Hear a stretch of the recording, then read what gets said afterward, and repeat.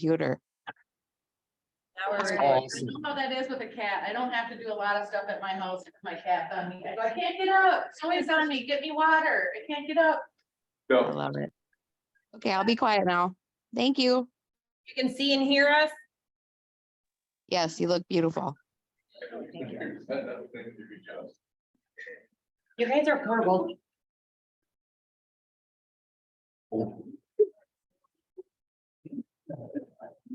It's recording, but Drew will cut it out.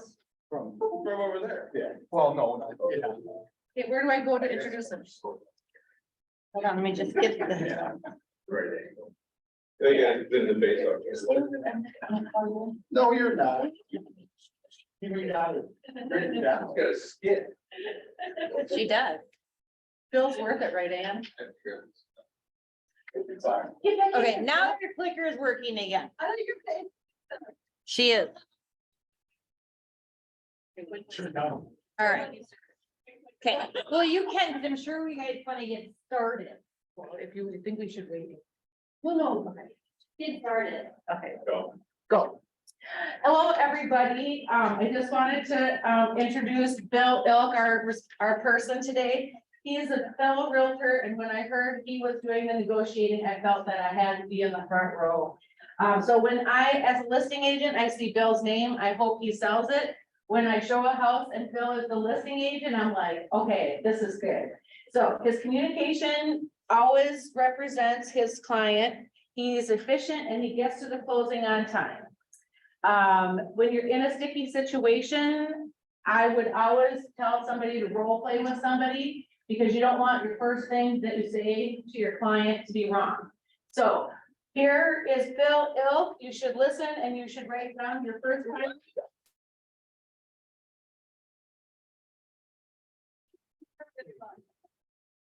First time somebody's had to have an introduction in this Ignite session, and I thank Pam for being so aggressive and wanting to do that. Oh, My name is Bill Ilk. My name, my email address, my phone number are on the board. I have been with Keller Williams for 8 years. First started out 8 years ago on Chris Jensen's team, and if you are new to the industry, I would recommend starting on a team because the big thing you hear here especially is it's a fire hose of information that comes at you. And it's true. Being on a team will help deflect a lot of that and help cushion the blow of making a mistake here and there, saying the wrong thing, having a script partner to talk with. So I am a firm believer of it. Spent 4 years with Chris's team and then went out on my own. It's been great since then. It was also great times too. It was when it was really easy to sell. Now we're finding out it's not so easy to sell. The last years, I think, hit everybody. So it's getting back to the basics of classes like this, the Ignite class. So a little bit about myself. Today we are in session 18, which is negotiating offers. I'm going to dive right into the context of everything, or the content of everything, rather than going through and talking about success stories that everyone's had from the past few sessions. So if you guys have your books, I believe it is page 6 of it. Is that right, Scott? What page do you have? 18.3. All right, great. Well, today we are covering negotiations. And in negotiations, there are the 3 P's of negotiations. Does anyone know what those 3 P's are? What's something you're going to do ahead of time? prepare. You're going to prepare. What's something that you're going to do once you have that offer prepared and all put together? You're going to what it to. You're going to present it. And then there's that third one of what are you going to do? You're going to try to put yourself into a blank to have a good dialogue with them. You're going to put yourself into position. So that's your third P. Your first one is prepare. Your second one is present. And your third one is position. So by the end of today, you're gonna be able to explain negotiating the offers. You're gonna explain using 3 Ps of the negotiation, and you're gonna be able to recall any and practice the keys of the negotiations.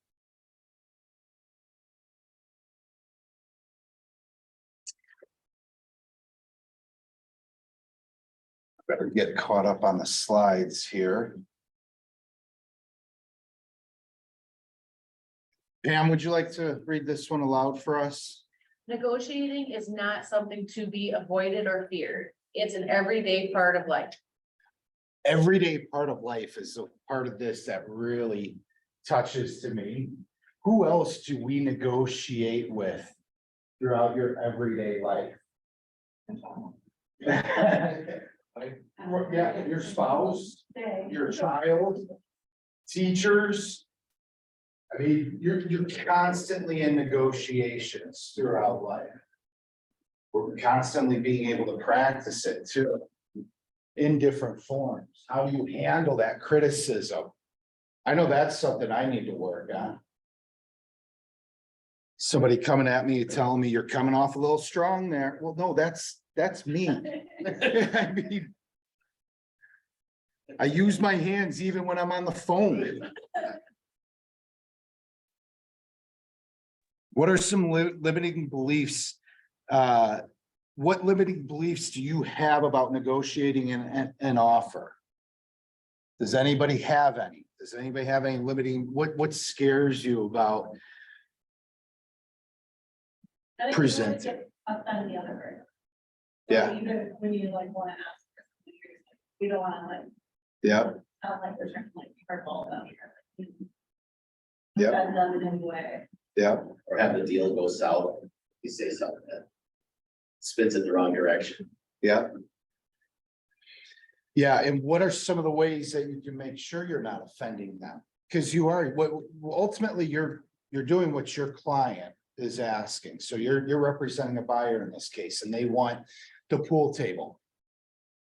Something that could be a sticking point. Usually it stays with the transaction, but it wasn't ever discussed until. In these days, the power of a phone call and hearing inflection is very important. Pick up the phone. I agree with that. I love one of the terms that she used there. Inflection. And we'll talk more about that when we later on in this session, but inflection, tone.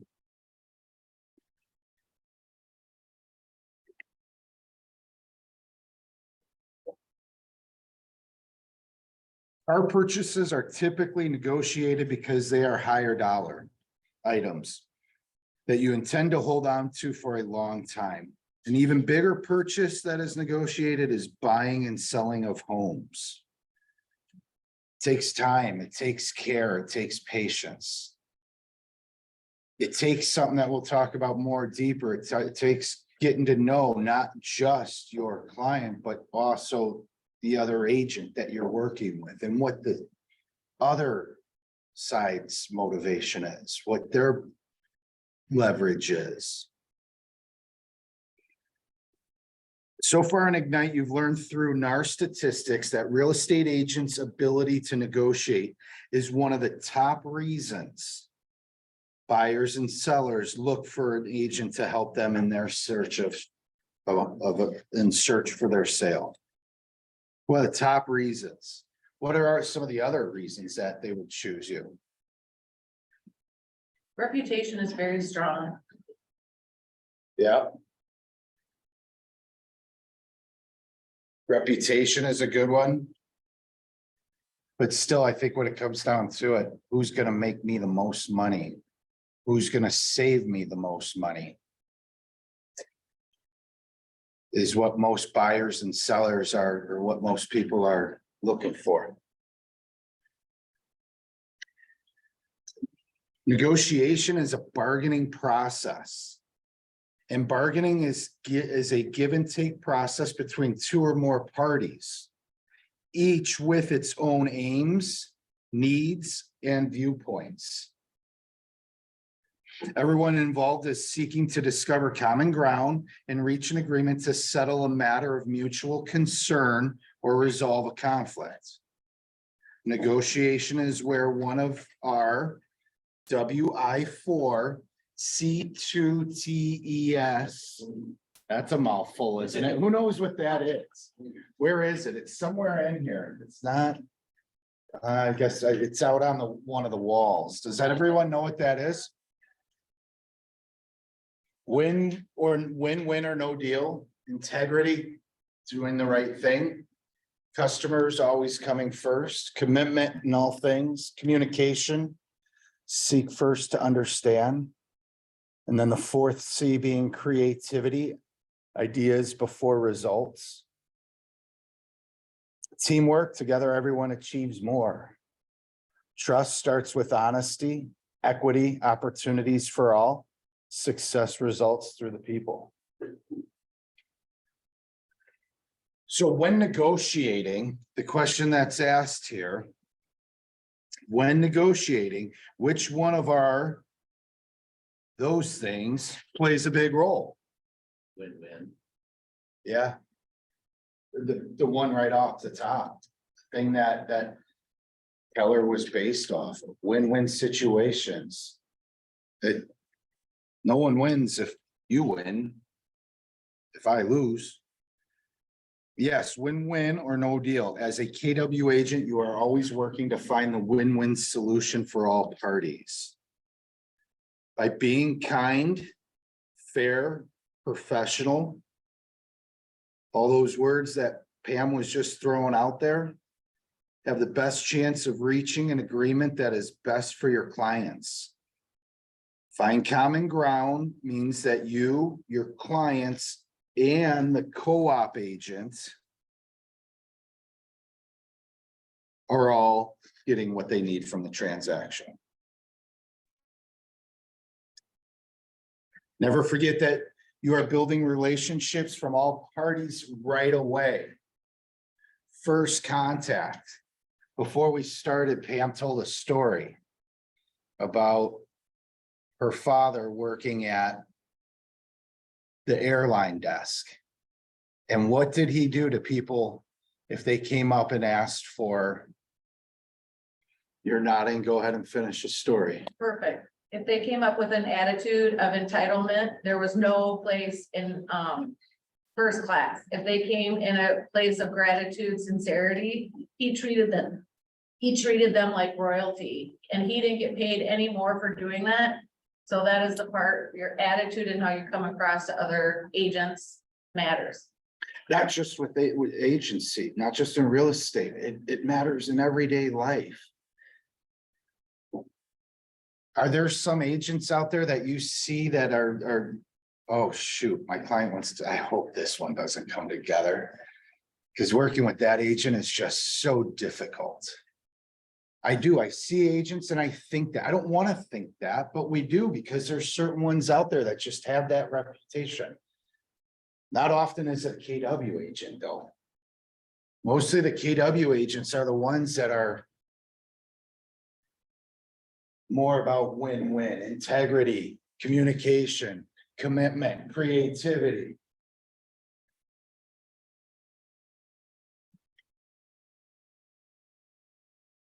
Keep your emotions under control. Never be defensive. And that's hard. That can be really, really, really hard. Think about, imagine with me, if you will, for a second. You've got a client that wants to see a house. The house has been on the market for 45 days, hasn't done a price reduction. You call and you talk to the other agent, you're like, hey, what's going on? Give me some nuggets on the property. Oh, yeah, we'd just love to see anything at this point. All right, well, then we'll go through, we'll see if we like it. Yeah, if we like it enough to write, we're gonna write 15% under. That agent then attacks you for giving them a lowball offer. How do you keep your emotions in check? You're the crazy one that told me to put anything out there. Just put it on paper. Give us something. Check your emotions. Never be defensive. Give people grace. Put yourself in the other client's shoes to understand that what they are what they are buying may be losing out on their dream home. And we see, we're starting to see again, a lot with the multiple offers. Key thing there is communicating with everybody, all those agents throughout it. As a listing agent, and if you're getting into those, you've got to be letting the other agents know as soon as possible. And Bill, when I did your introduction, it was sincere. In a market that was fast paced, anytime I had multiples on your listing, I always knew I felt fair. I think there's going to be a lot of bad feelings from people who didn't get back, who did things. So I think how we acted in the last 2 years will come back as KW in a beneficial way. Yes, I agree. Thanks, Pam.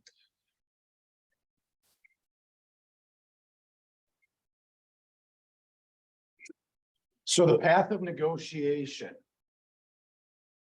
In the past Ignite sessions, you learned about offers. Simplified, when an offer is accepted, it moves through the process toward a close. However, it is usually not that simple. Not often do we have just offer accepted close. Isn't that simple? That'd be awesome. Ooh. I mean, I'll take it. But part of it too, yeah. A lot of it though is setting the expectations with your clients ahead of time. Yeah, this is the ideal world. But here's what really happens. There's gonna be one of three things happens. Likely two. They're either gonna reject or they'll counter. And in today's market, it's usually counter.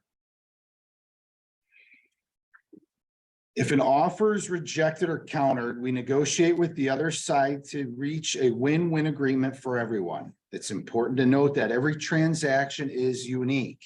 So negotiations may not always only happen at this point of the transaction. How many different parts of the transaction do negotiations typically happen? Well, and you got the the inspection period.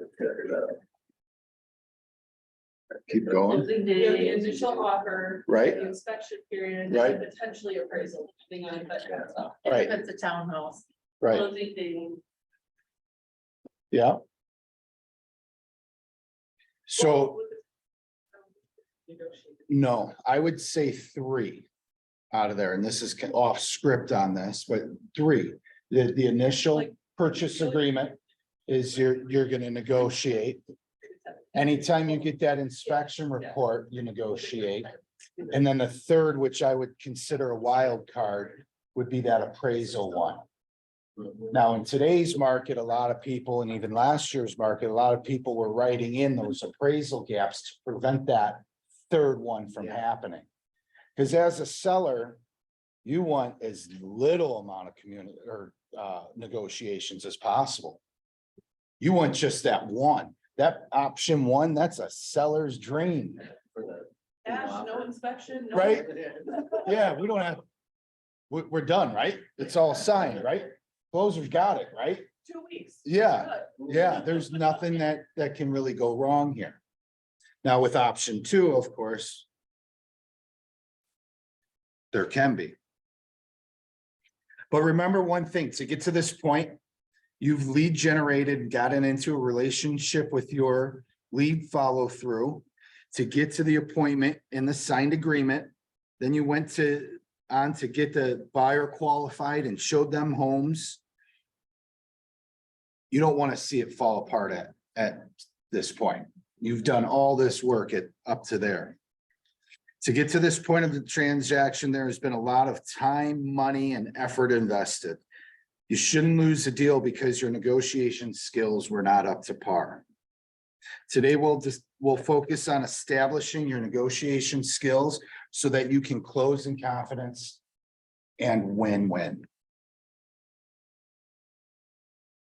So we talked about a little bit about it earlier, about who you negotiate with in everyday life. But now let's get back into just the job aspect of it.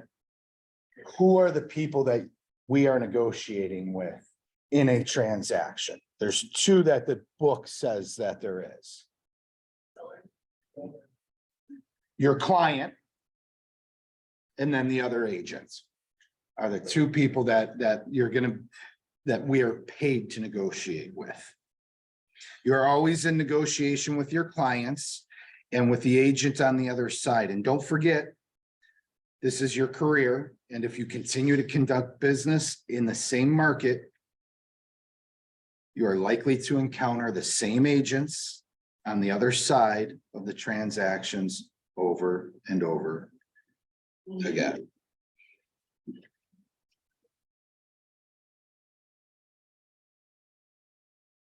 This thing agent made a big enough impression on me in a negative way that now that I'm searching for my own personal home, I refuse to see any of the houses that he has listed because I don't want to live with that man.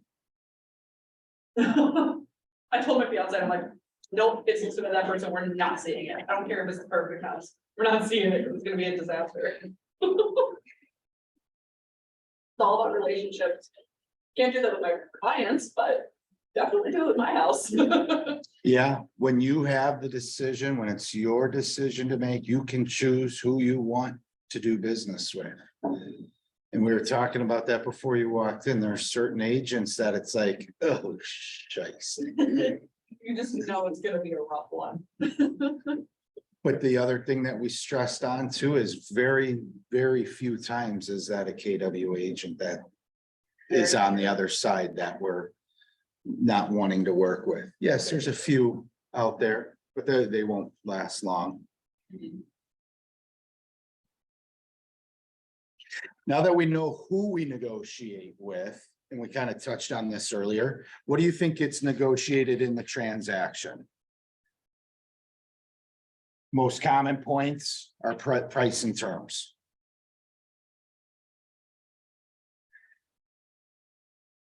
Pricing is usually, excuse me, pricing is usually a primary factor in negotiations and is still about the cost of the property. The terms are either financial, time-based, or both. Examples can be that can be closing costs, closing dates, repairs, all stuff that we already talked about as different options for negotiations. Any others that we can think of? I know we talked about appraisals, but is there any others? Inspection? Any others? How about a lease back? Earnest money? We kind of talked about this one earlier as well, furniture. Whether it's a pool table, whether it's the patio set out on the lanai, regardless of what it is. There's Yeah, chest freezers, additional fridges, TVs on the mounts. whether or not they're gonna leave the projector that's mounted or just the pole sticking out of the ceiling. Great for that just the other day. Somebody was telling me about their newer home that they purchased and there was a projector there. But just like the TV, it's considered personal property, but the stand mount that screwed into the ceiling was not. So they still, after a couple of years of living there, just have this big pole sticking out of the ceiling that they're like, I don't have the time to go and try to match the color of the ceiling to whatever's underneath there, so I'm not moving it. And I don't have the interest of putting projector up. Yep, so now he's just got a random pole sticking out of the ceiling in his basement. Could be an assessment. Oh, yeah. Could be. Associations. Regular assessments. Sometimes things show up after title work. Title insurance is different. Home warranties.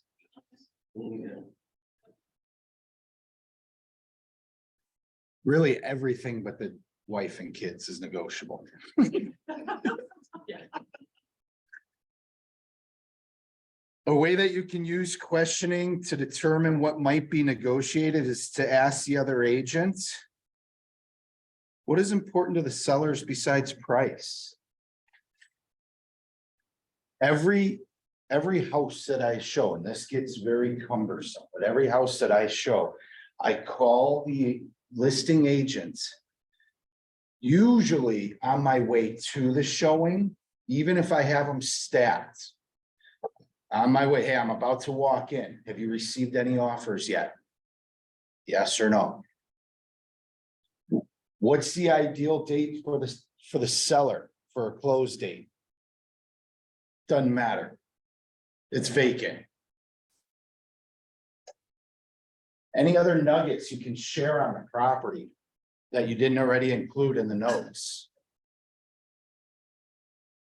What else is important to the seller in the sale of their house? And we've talked about this in so many different sessions of this. You get on that phone with the other agent, and what do they want to do? Sing like a canary. That's my favorite question to ask. Hey, tell me a little bit about this house. What's the story? What's going on with that? Why is it on the market? And then I just let them talk. Over half of the agents will talk. And they'll tell you more than what they're supposed to in a lot of situations. Surprising. Yes, Something I remind myself is we don't know whether or not they actually had the talk with their sellers on what they could and couldn't disclose, because there are sellers out there that be like, yeah, tell them whatever, tell them anything, tell them everything. So I remind myself sometimes when I have those conversations, I'm like, this may not actually be a bad thing. They may have already had that conversation. some sellers want you to know. We're going through a divorce, everything stays. Take it all. Some sellers don't want you to know. We're being relocated and we don't want to upset the neighbors because we have such a clan here. Don't want to sign. And don't tell anyone. I use two completely extremes there. The divorce is usually the one that's quiet, don't say anything. But you don't know. And have that conversation with your sellers and ask them. You want me singing from the rooftops about this listing? Because I can, and I will, I'll give you the all service, or do you want it to be more reserved? They'll usually tell you ahead of time. But still confirm with them as to what they are looking for.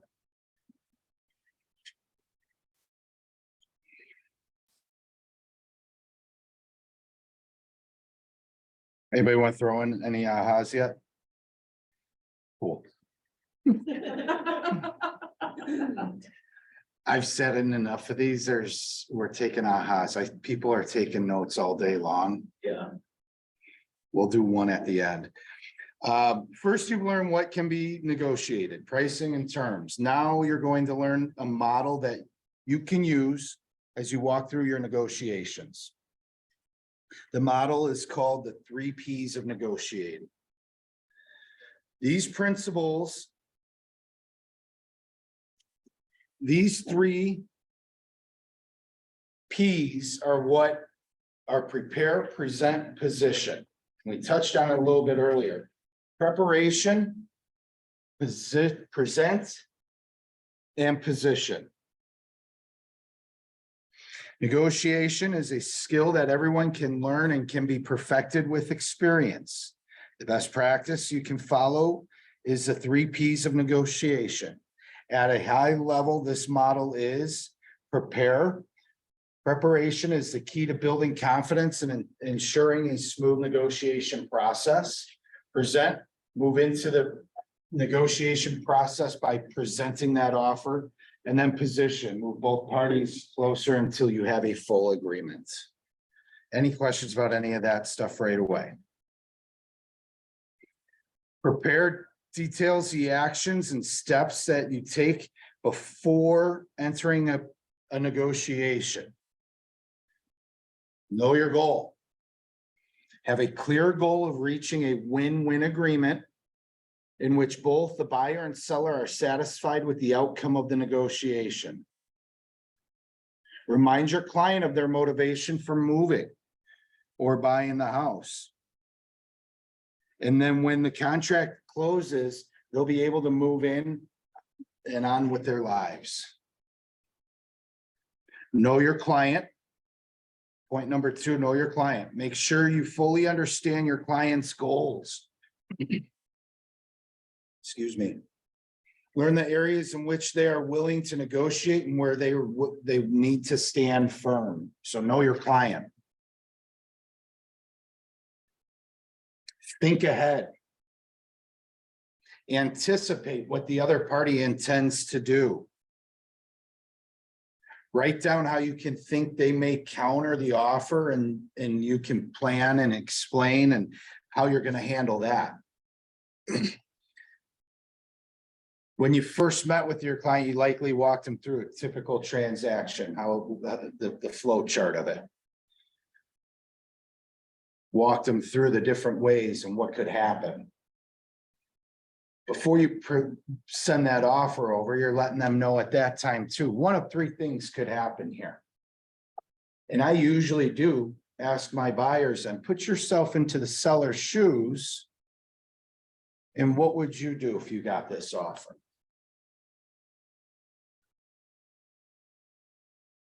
So have them thinking about that ahead of time. Because like we said a few slides ago, it rarely goes straight from offer, accepted, close. The 4th step to being prepared is set clear expectations. Prior to the meeting with the other party, set clear and realistic expectations with your client. Then under promise and under promise and over deliver. Stress the importance of moving quickly to create a sense of urgency. Part of setting clear expectations with your clients is being clear with that win-lose agreements are likely to be rejected by the other side. Set yourself up for success to make it a win-win. 5th step is be informed. Before making an offer or counter offer, it's good practice to speak with the other agent. Ask open-ended questions. Use active listings to find as much as you can about the other party and their agent. Does that agent have experience of selling in this community? Has he or she looked at past comps to get the price there? This will help you know whom you are negotiating with and what points you will negotiate, and where you and your clients have leverage. Number 6, I think our brokers would say is the most important one. That's obey the laws. Every state and locality have their own set of laws that regulate zoning, mortgage qualifications, and other real estate matters. So stay current on your local regulations and stay out of courts. And then the new people, number 7, know the documents inside and out. Become familiar with your local board of realtors governing forms. Take the time needed to understand the templates and what belongs in each field. That was when I was a newer agent. That's what I would do, is I would just practice on making offers on the purchase agreement. Just roll through it until you were comfortable with it. Role play with somebody else, because you're gonna have, if you haven't already, first-time home buyers that, or the very analytical type that are gonna, wait, what is that? What is that? You can only get away with saying it's a boilerplate template so many times. So be sure you do know that agreement inside and out. And then once you get the Minnesota one mastered, learn the Wisconsin one. That one's.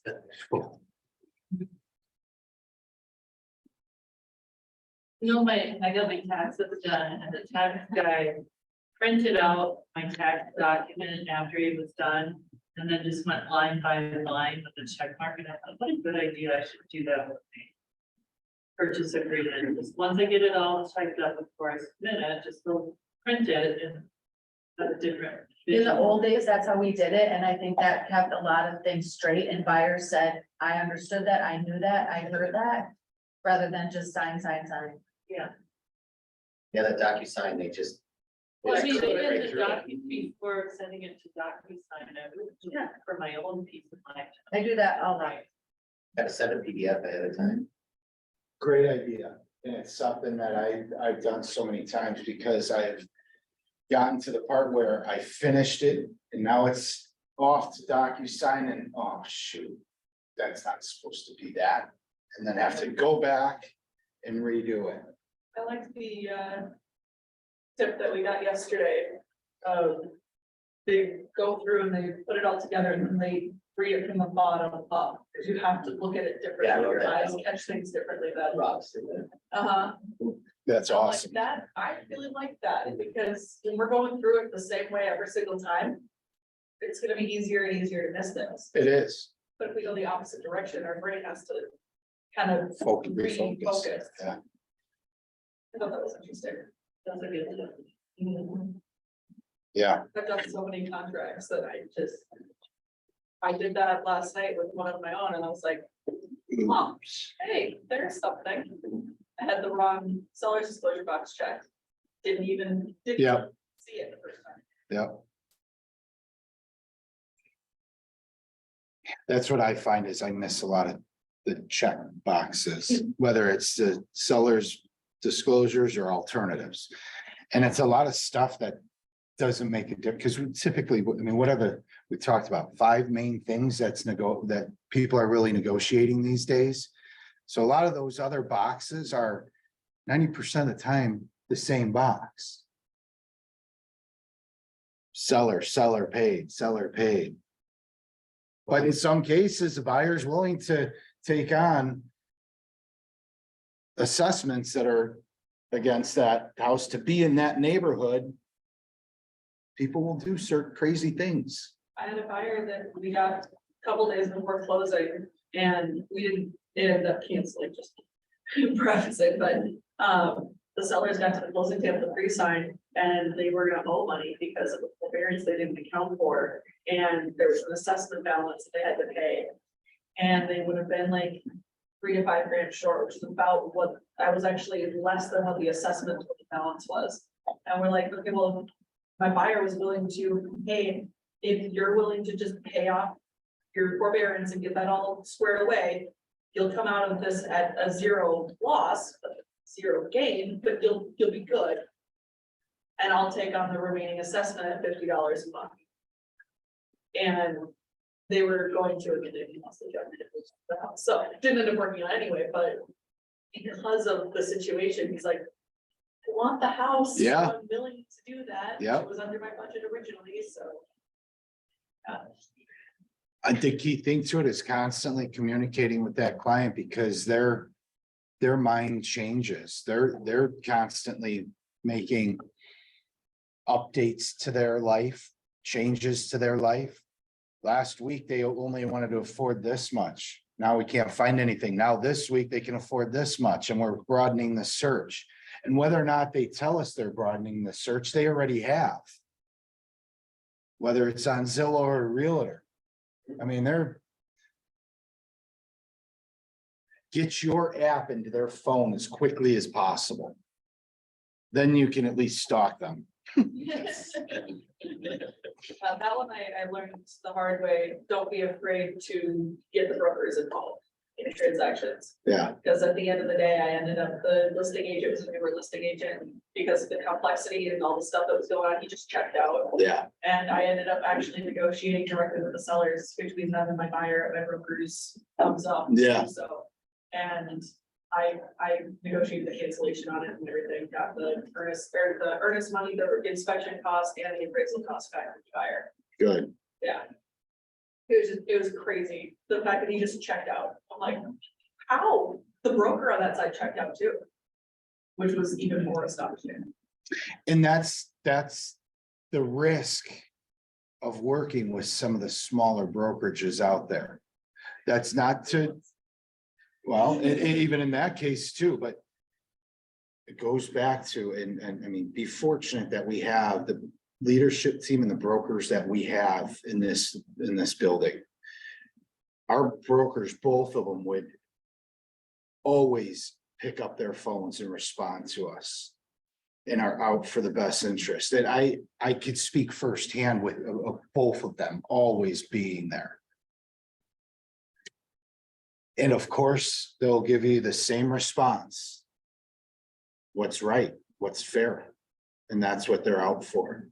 And again, it goes back to the WI4C, win-win is what they're out for, and the integrity.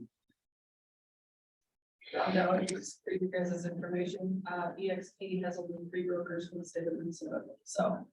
That's also part of why it was complicated, because I actually get a whole lot of. Which one? Yeah, Exactly, which one's actually gonna answer, which one's actually in charge of this office. who's on call today? Who's on call today, yeah.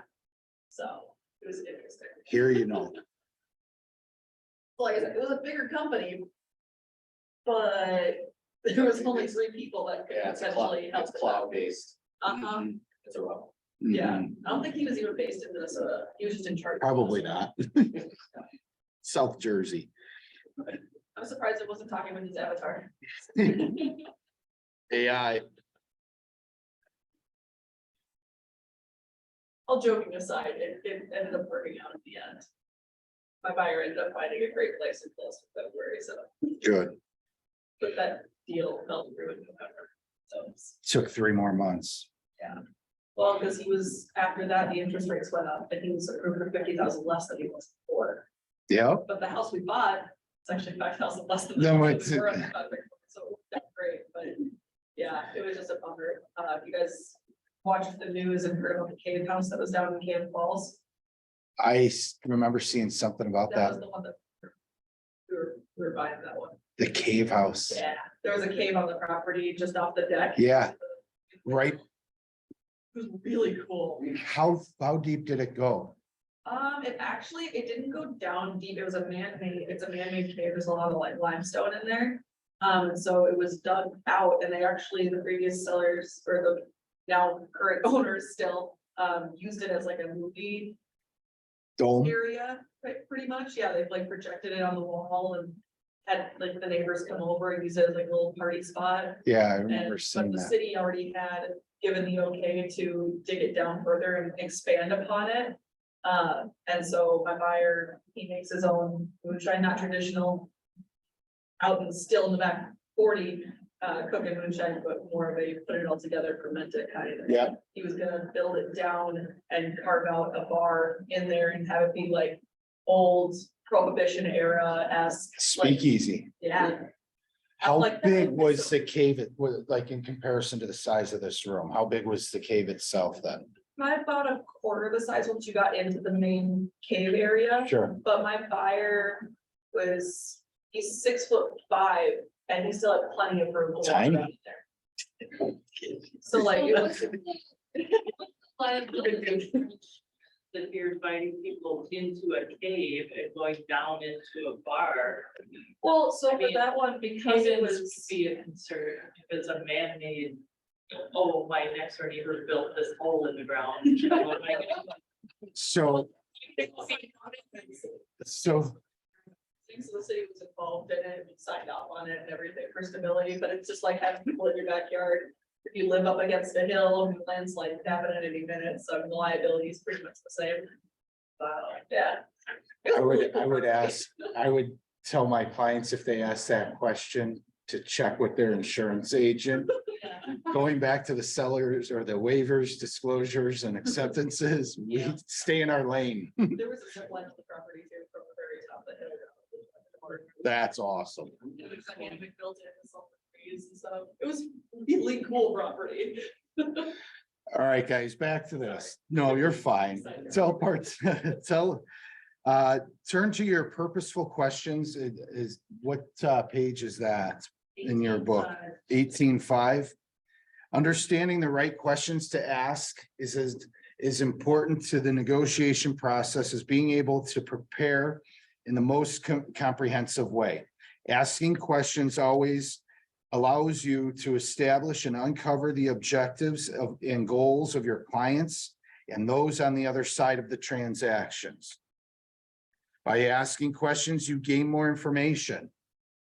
You gain information, you will strengthen your ability to negotiate and increase your chances of having a win-win negotiation. What are some benefits to asking questions? One is it provides you with the points you will negotiate on. Provides insight on where you and your client will have leverage. I think my favorite one of all, though, is it sets expectations. My wife hates that term, setting expectations, because I like to set expectations, whether we're going to a party or what we're allowing the kids to do on Friday night, or what dinner is going to look like. I like to set expectations the way I would like to see it go. How do you anticipate this going? What do you expect out of this? Set those expectations. Allow you to get to know your client and their goal. And asking purposeful questions helps you learn what will make a win-win negotiation for both parties. At the basic level, there are two types of questions: open-ended and closed-ended. Open-ended questions, they're questions that have unlimited response options. What additional information should I know? What other nuggets can you tell me about the property? Why is it important for the seller to close in 30 days? Are they building another house that's going to be completed then?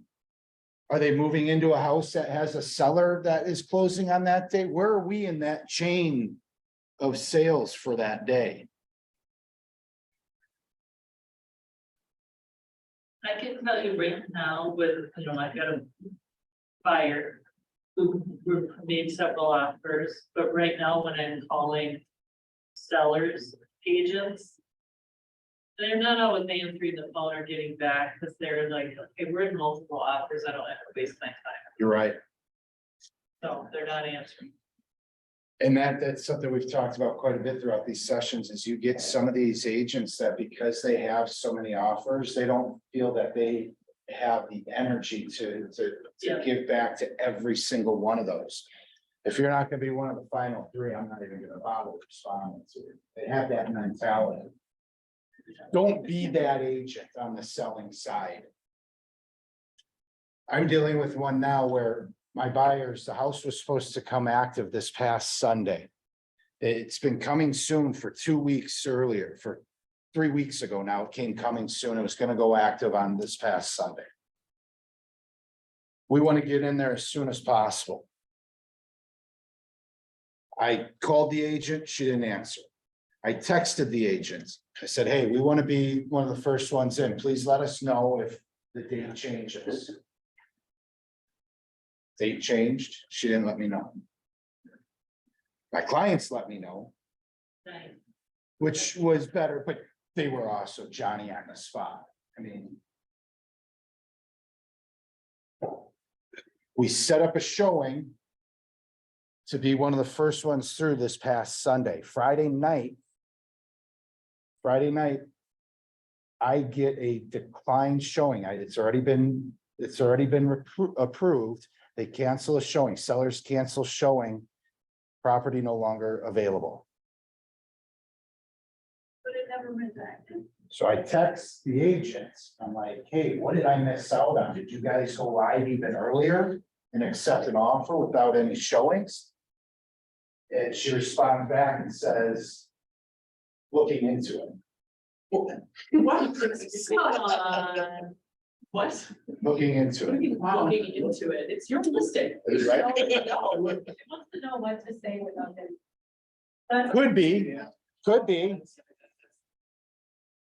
yeah, could be. Could be. I would have just not responded till I had an actual answer at least. I mean, I'd rather wait a little bit to get an actual There's answer. than- two mindsets there. You got certain people that are like, you know what, I need time to, and I'm not gonna respond. There's others that are like, you know what, looking into it. I mean, just find out. Was it canceled by her or by? It's canceled by the sellers, So the seller which went something still has happened. We still don't know. This is what, Wednesday, and this happened this past weekend. We don't know sellers' motivation. We don't know sellers' anything at this point. And it could change it. She's not communicating well. Getting back to this, I feel she can be communicating. She finally sent out an email yesterday.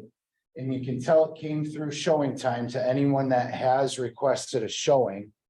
Apologizing for the abrupt cancellations of all the showings and the cancellation of the open house that was scheduled for Sunday.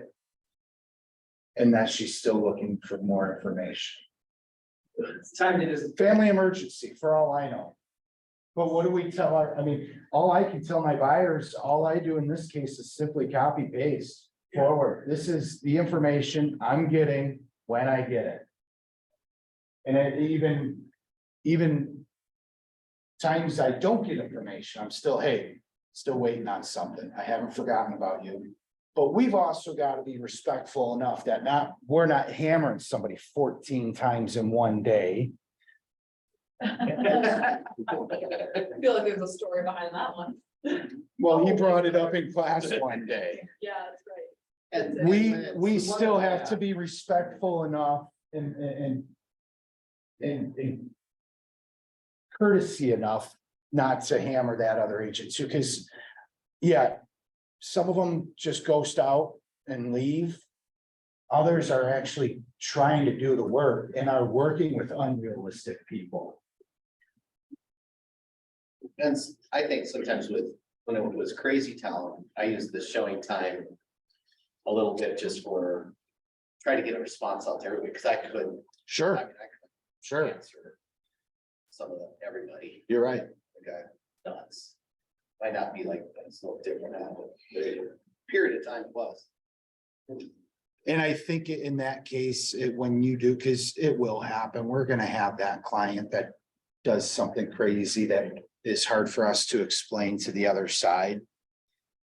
When that does happen, just have the phone conversation with that agent on the other side. Don't do it through email.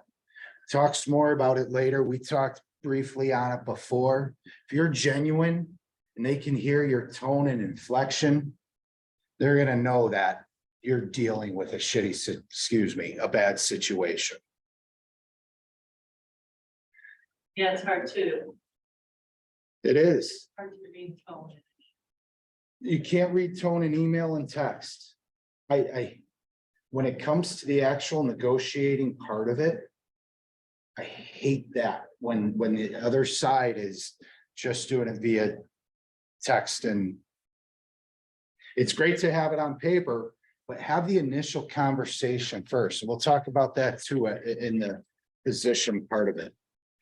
Some jumping now, we were just kind of expanded on open-ended questions there. So some closed-ended questions, ones to stay away from. Do you have to sell your home by a specific date? Do you have any other offers? What is the bottom line price you will consider? Why might it be more beneficial to use open-ended questions as you are preparing for negotiating? You give more than you're asking. Often. That's true. Yep. Let's dig into some specific questions that can help you learn more about your client's needs and create a focus for a negotiation. two different questions could be, what would happen if? What would happen if you got this house? What would happen if they counter offered with this? What would happen if they declined us? And then asking the why is it important to you? Getting back to their motivation.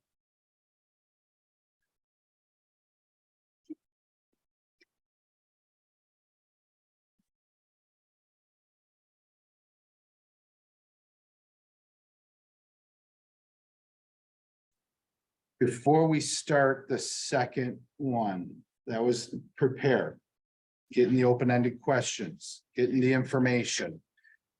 Before we jump into present, do we want to take a 5-minute break? Yeah. Cool.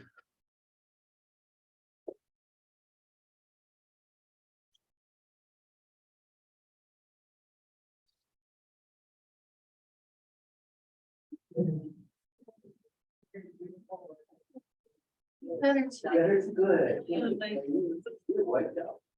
Pretty much, I still wiped out. Michelle, if I.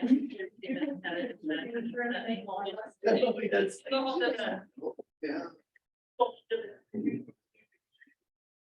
I didn't see it. I know they seen Michelle yesterday. Yeah, she'll be here later today too,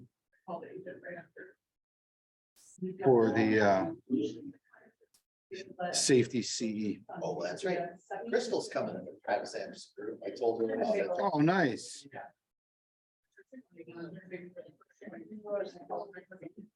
And, she's on schedule between now and noon on Sunday. He's like, initially they said, I think one on Sunday. But now they decided, no. They have to come when they want, I know. Don't worry about the inside. One. Only have 9 hours. Like, what? Right? Yeah, because when I was there, 2 different agents came in. My friend question. Yeah, Beeman. Have you sell any triplex? Triplex? Yeah. No, I haven't. Ham. Hey,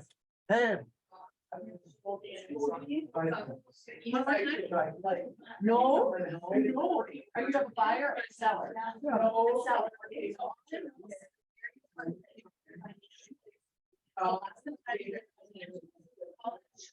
And say, hey, what do you need? Because insurance agent usually has a bunch of stuff I've heard that they need to, that they need to, have for them. Like, you know, so they have insurance. So say, hey, what information do you require from the seller? Can you give that to me? Can you share that with me? So the insurance. That's, yeah, because you have to do, they have to do, they have to give, I think, income and stuff, and then, would you do it in the right? I think so. I know. Yeah. Yeah. And then you. For the. Right. I know, I'll start thinking. And actually, you know what, I would maybe call like.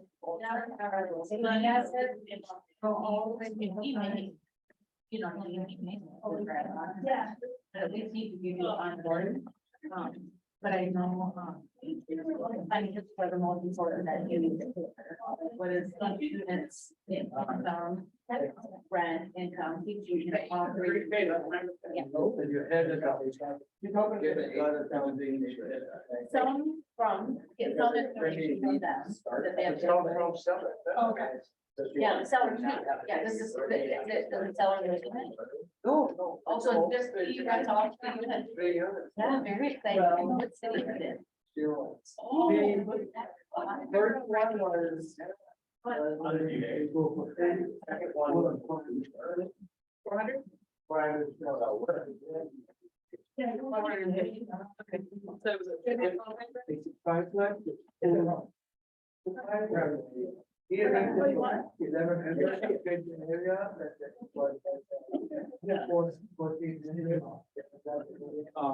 he is. So I can. So.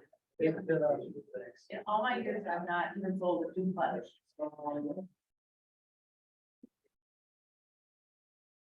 Yeah, thanks. Yeah, so very exciting. So, she doesn't want to.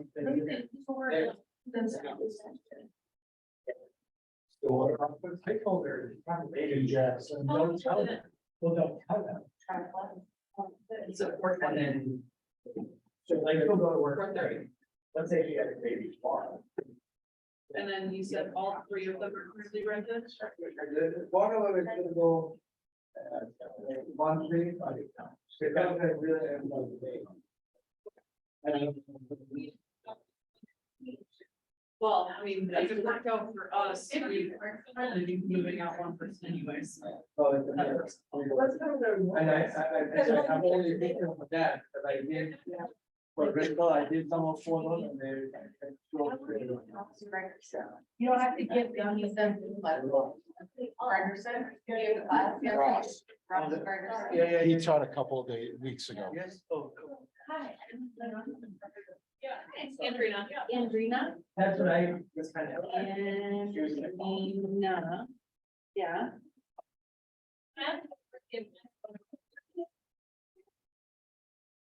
Oh,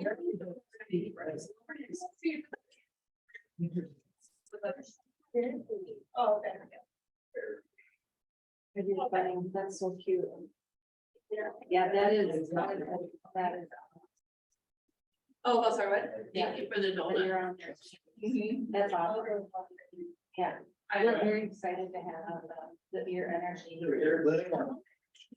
Yeah, So, right now, I got the healthy one, we've got me and Lisa, and then now this is brand new. Okay, I've been doing license for like a month. And then we've got Andy and Caroline. Yeah. Nora is licensed, but she uses it more in an admin. Oh, I'm sorry. Because she's our director of operations. She's licensed to be able to help with, Right. you know, if admins can't do something, or GCs can't do something, she got this stuff out of easy negotiation and stuff like that. That's very exciting. But we're working on building our team. up And is Martha on your team or she was just in your office? She was in our office. Yeah, she is here now. Right? I don't know 100% if she Okay. moved over. Because yet. it was so fun when I was at my family was over at Holyoke, Oh, yeah. and then she was over there, so we came here to where I started. And, Uh-huh. I know, Yeah, and as a new agent. yeah, And I'm like, and the room.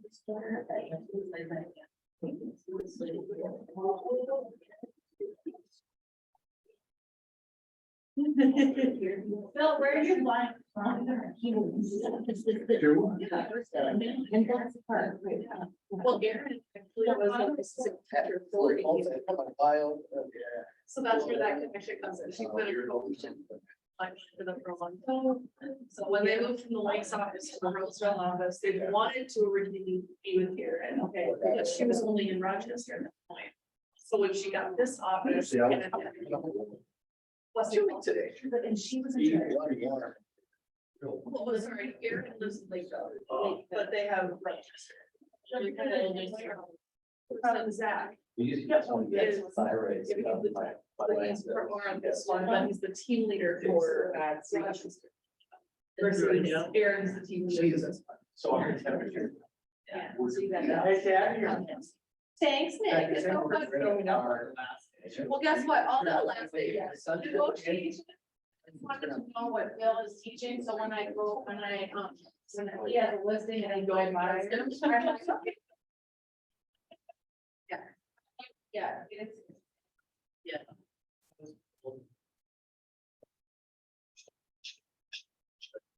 You ready?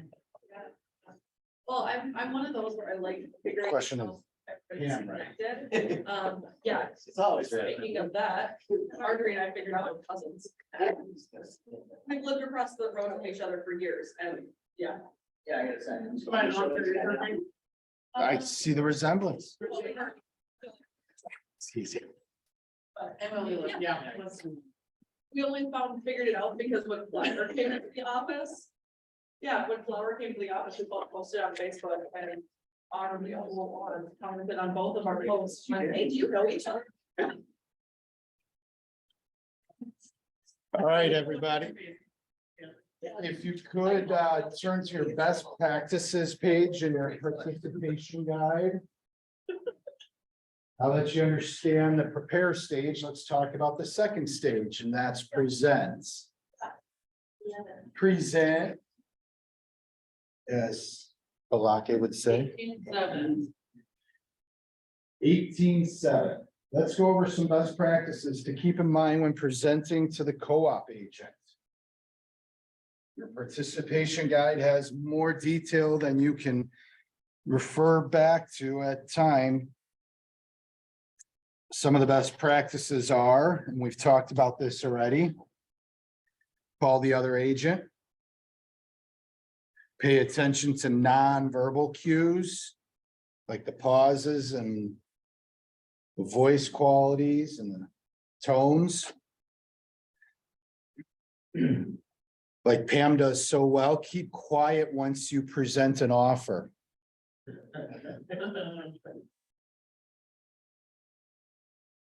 Listen carefully to what is important to the other party. Stay calm and relaxed. Focus on your client's needs. And give your offer the best chance. Remember, you are always working to create a positive relationship with your co-op agent, even if they don't seem to cooperate. When the emotions die down, they will remember how professional you were and weren't. This is your career.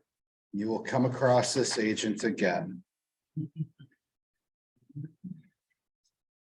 When you present your offer, how many of you guys will call the agent and let them know verbally what you are offering? Yes. I'm called to just say it's on its way when it happens. Yeah. So those that raise their hands, I don't tell them what it is. yeah, I'm curious to hear that too, because I don't tell them what the offer is. I'll let them know. I'll give verbal cues. I got a really strong offer I'm gonna be sending your way. Or I have an offer that you'll be getting soon.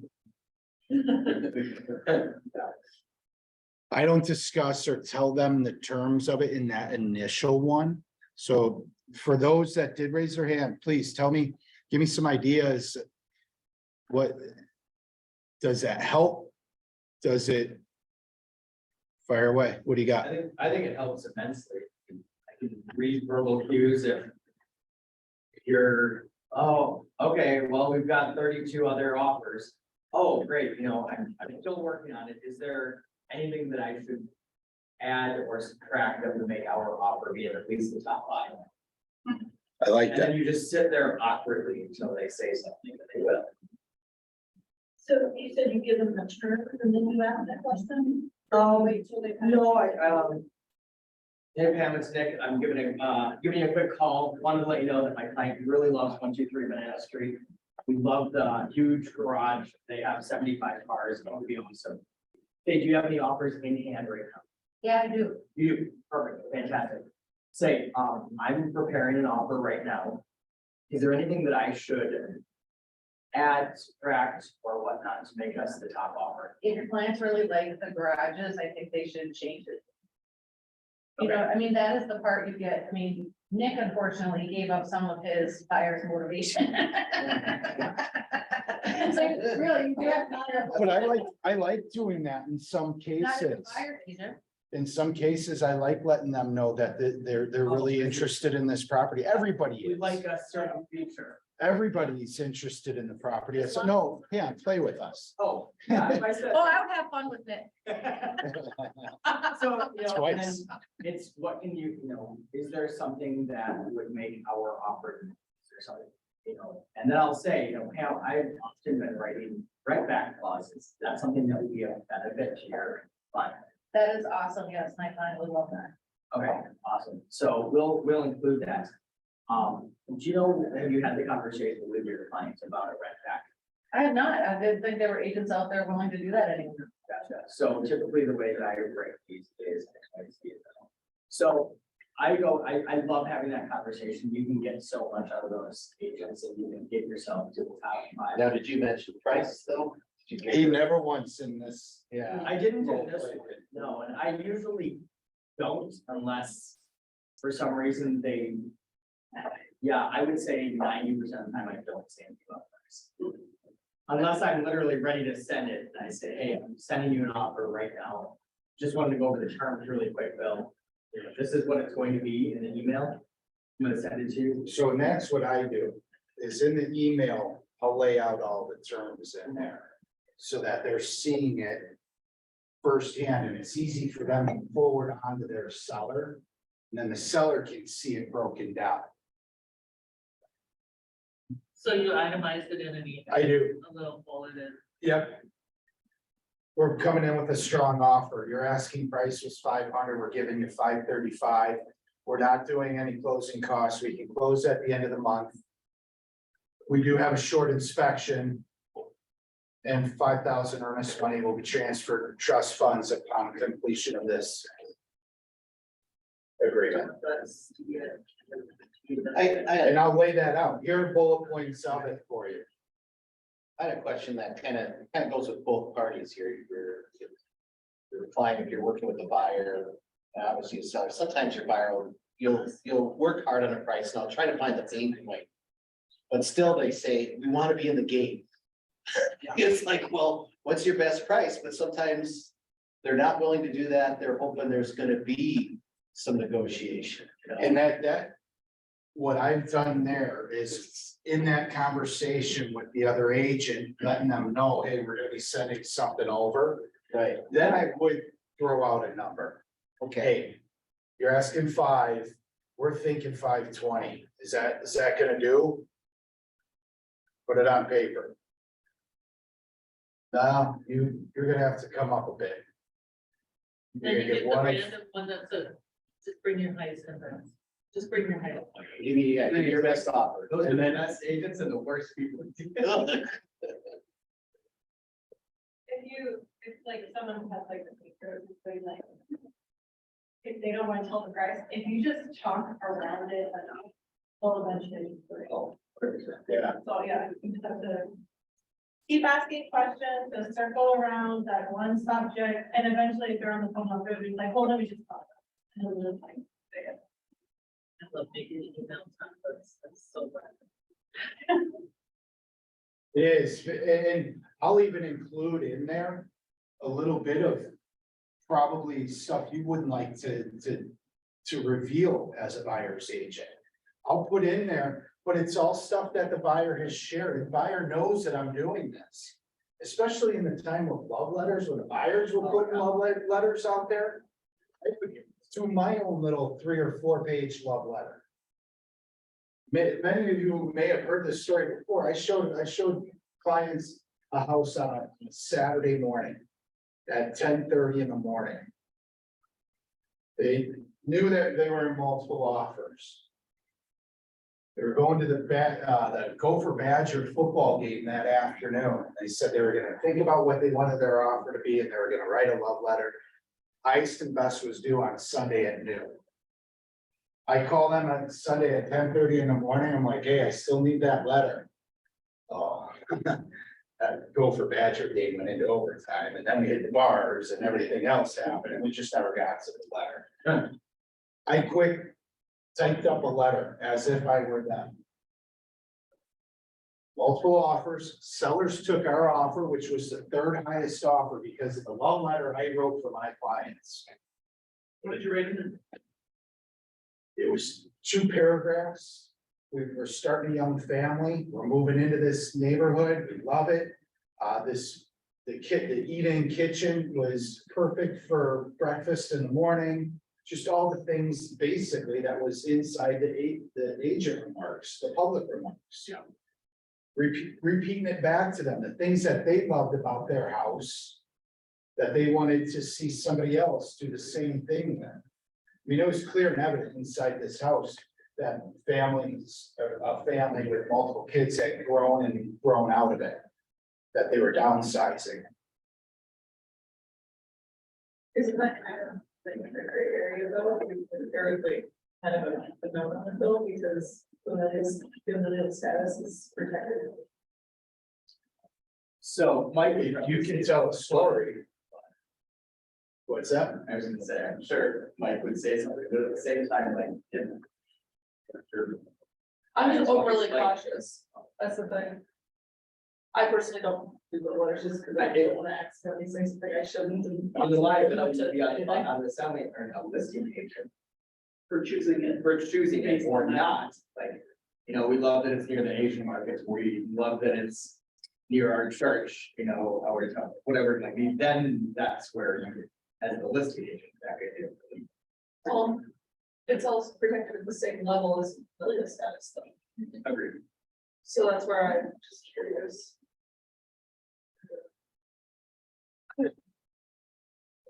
Certificate of design is. Yeah, no. Questions. Yeah. I don't think you have like, because you're the buyers. Exactly, the listing. So I mean, like, anyone else. And in a lot of cases, that's why you see now that listed, in listings, they'll say no love letters. Yeah. Because they don't want to put themselves, and I know, getting back to it, that in the past. Couple of years that both of our brokers have said, do away with the love letters. Especially on the listing side of things. Now, I'll ask my clients, do you want to see the letters? Some of them don't care. Some of them are just out for the transaction, they're bottom dollar, top dollar. That's all I want, I don't care who I'm selling to. Some people are. I just need to see another.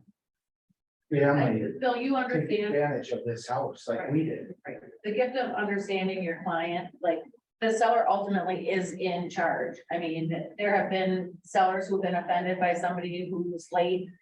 They won't work with them. I mean, you can't tell somebody what to do. So Yeah. you are the presenter of the information. As the seller. Although Mike doesn't think you should write it, because I'm on his team and I've had 2 love letters in the last few weeks. He said, if your client is adamant and wants to write one, you should present it, period. If that's what they want, that's the best thing to do. We are all human doing our best job. And I think when you represent the seller always is in charge. Yep. And so we'll have to meet perspectives too. Gotta be obedient. You made me pick this up, Pam, because we had all offers that, we had some equal offers. Remember the seller asked, well, which one came in first? You know, And that's I what went, I'm "This saying, one." Scott, you Yeah, know, and they went, You never okay, know. the seller. that was, right, you know, the seller somebody is- was willing to Yeah, throw their offer up. Fascinating. yes. But So, and I've had situations like that as well, and I've had sellers ask me. Was this the group that was there when we got there? Or was this the group that stayed too long? Was this the group that left all the lights on? Was this the group that left the door unlocked? In all seriousness, I mean. Sellers do. Scott brings up a very, very, very valid thing throughout this, and that I haven't stressed enough is how much control those sellers have. But what's the point of what we've been discussing so far is to put ourselves into the best position, one of those Ps, Another piece. to get that win-win. Yeah, Goes a long ways. yeah, that's funny. Was he the one that trashed mud throughout our house? And now these days too, even though it's illegal, those are the ones that said that they would write for 12 over. We heard it on our Ring doorbell. Right? Like, the seller even told us personally with our offer that we were almost neck and neck with one of the other offers right at the top, almost identical offers, but she had 13 pets in that house, and we just absolutely loved them. Like, one of the cats was super friendly, and the seller was there for all the show, and she was just parked down the road because she had the dogs in her car. And we were just super friendly, super nice, talked with her a little bit, and then went about our day. The other agent made nasty comments under his breath about the number of animals in the house and stuff like that. She's like, yeah, no. Yeah, there were, it was 3 dogs, 4 cats, 2 guinea pigs, a turtle, a lizard. A partridge and a pear tree. Pretty much. Oh, and 2 ferrets. Nothing, Did you just drink coffee at the time? nothing values a home quicker than pets, to me. It was one of the cleaner homes that we had been in. I'm surprised it turned out big, 'cause they really good care of Good it. for, yeah, and you have those exceptions. Living in the house full time because she was a traveling nurse and she did take those. with Okay. her. So they were only in there temporarily. The ferrets, Yeah. they were at their dad's house. She traveled around the US as a traveling nurse and she took the ferrets where they were. She went. Her daughter was living in the house and so we don't took care of it. But you take a ferret and live in a hotel room? Two of them actually. Yeah, I would think some people. So back to presenting the offer. And what information we give and when and how. So we've talked about a few different ways. We've talked about having that phone conversation ahead of time and asking if 320 is gonna be enough. When we're in multiples, and the agent may or may not let you know. Do your highest and best. No, that, you're not even close. Great, thanks. I just wasted an hour of showing it, half hour of halfway writing up the offer. You call my line. Yeah. Yeah, right. Any other things we need to consider when presenting the offer? Steph first. Your multiple. Medical wonder, all the agents who say. Like, you're pretty qualified, you might not even have appraisal, they have more. Now it's like we can, like having girls on there. And I think every lender would be happy to do that. Yeah, I think it really shows the, because on our listing side, we'll call every single lender. Yeah. So then it's really nice when like the lender, so then it's like, oh, this is. Yeah, you just saved me a step. I didn't have to look up your number. Then we'll read the. Lender of the letter and then. It's really nice when. The lender. What happens when they come with a lender you're unfamiliar with, one of these internet lenders? We go through we'll see if they're pretty qualified to see if they've actually run the credit more and see like if they've actually gotten. Physical statements Sure. from them, like call them, yeah, I call them and I'm just like, have you run the credit report? Was it a verbal confirmation of your income or did you actually receive your W-2 for that? And then I ask if they're out of their home. But we'll go through and ask that, but. Yeah, it's really nice to people that they're actually. To piggyback off that totally from the lenders and stuff, in my format for my offer email, I CC the lender. And then I also actually CC the inspector, because during the hot days or whatever, I already scheduled the inspection. Yep. So I had the inspection scheduled for the day after, even if the offer wasn't accepted or even presented. So I CC both of those people, as well as the title company, to say, we're ready to go, Bill. Yeah. We're super hot, ready. The other thing I was gonna say is, we're gonna be surprised you're coming for me, but silence is gold. When you're presenting, like, just say your thing and then just sit there, ask your question, and then wait. Yeah. Even if it's a good awkward 10 seconds. Can't see you just sitting there silent. Well, I Well, that's what I'm saying for us. I'd say us, most of the people in this room. I mean, in all seriousness, she's been sitting on her hands for the last hour, her tongue's bleeding. You do that in an awkward silence, like. I love creating that. Swim around in it. You know, sorry for going off a little bit, but when he's talking about the inspection, we talk about negotiation too. often, like during this hot zone, when you'd be talking to the listing agent, sometimes they're willing to tell you that I got multiple offers with waived inspections. So then that puts us in a weird spot talking to our buyer who really desires an inspection. How do you? I don't know. That's always a tough one. Mike is always okay. We just recently had one because, we represented the seller, he moved into assisted living, and he had a pre-home inspection.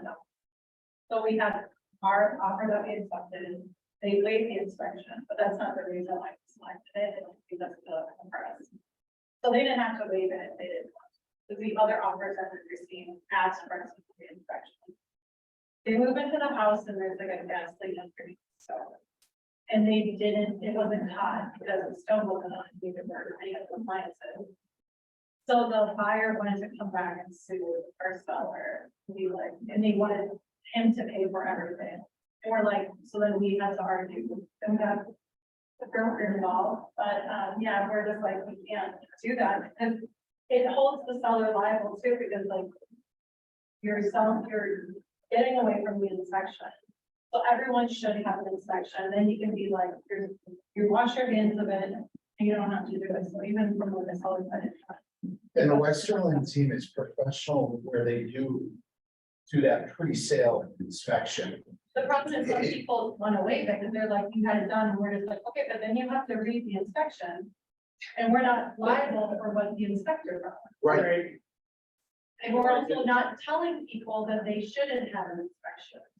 Which is what that buyer's agent was essentially like saying that, oh, you can't have an inspection, you have to write the highest and best offer, and they did get accepted, but then the buyer was like, oh, well, they didn't tell us about this, and we're like, we don't have to, like, we're not your buyer's agent, we're not liable for anything that happens in that house. Whether our inspector found it or not is not on us. So the buyer's agent completely like did not educate their buyer, and their buyer was really upset. And she'll forever hate our case for whatever reason, but it wasn't our fault, yeah. You know, let's put a note in there that says, you know, the inspection is for informational, we will not be asking for any repairs or any. If you're the buyer, If you're the buyer, yeah. putting an inspection contingency on that offer. Yeah. Yes, there is good verbiage, that is very good verbiage to use. Letting the sellers know, hey, we're not looking to nickel and dime you on this. Yeah. We just want to know what we're walking into. And still, I mean, put yourself in the seller's shoes. Which one would you rather take though? For the most, I mean, that's what I would as a seller rather take. Yeah. Yeah, but it just wasn't a motivating factor for Ron, because he knew nothing was necessary to have this. Right. But his was just like, the one that we did accept was the higher. It was the higher offer by And that buyer, as you said, is gonna hate your team forever. But that's not your fault, that's hers and her agent's fault. She was the buyer's agent forward the email over with the client's information of what the client was saying, and then we would respond to the buyer's agent. We're just like, on this last one, we're like, should we just see the actual buyer on here? So we're like, we don't know what she's saying from our team. Because we kept saying it's not, we cannot say whether or not your buyer should have an inspection. It's not our obligation to say like what the consequences could be. We don't represent your buyer. And I was just so tempted just to be like, and I'm gonna send it to the buyer too, because I ever emailed her. Yeah, you've included us on 6 emails together. For that buyer's agent. That's like, she gave it to us. I felt like she wanted us to do it. Go ahead, man. We can just speak to what Scott had mentioned, you know, if they. They'll, we're gonna make this offer and you say, what was it, We have We have offers. other offers with no one that lifted the inspection. So that I call up my buyer, just say, just to let you know, our offer is pretty strong, I love where we're at. I did get word that exact verbatim what the agent said. The I inspection would is- highly recommend. The inspection is more important than getting this house ready. Yeah, That's you as the buyer. and I'd say, great. Great. So let's put it in and I'll try to sweet talk the agent, see if we can get us up there, but at this point, just know that there are other offers. And if you just convey the message there. And that is one of the things that I know I have discussed with my client in the past, letting them know what sort of market that we're in right now, if it's changed or just even that initial consult. Hey, this is the market we're in. You're gonna see multiples. You're gonna see people writing in appraisal gaps. You're gonna see people waiving inspections. Are you prepared for some of those conversations once we find that right house? That's back to your expectations. That goes back to setting expectations. I think you need to have them expect though that if we didn't do a sewer code. And there was something wrong with the sewer, that could cost you $20,000. And if you're willing to pay that, then don't do the sewer scope. But if the sewer scope will save you $20,000, but if they, or like if you didn't do a radon test, that's $6,000 for every radon. Mitigation was that. There's like so many like little things that you're willing to run all these things, which if you're a buyer, that's all gonna be cash. Unless you didn't get a really have long after you close. It's not gonna happen. And that's where, You do, and you do have to, and that's one of the most important things, protect our clients and let them know as to what obstacles that will be coming in front of us. And I'm wrong, or my bad for not bringing up the sewer scope is a huge one then. Well, Keller Williams does a beautiful job in their disclosure things, those 2-page things that I think that was a step above. My family did something like that before we came here, but it's like, it's right in there. You know, the home inspection part, it's not like they can say, hey, you didn't. It's right there, you know, because that is the part on them.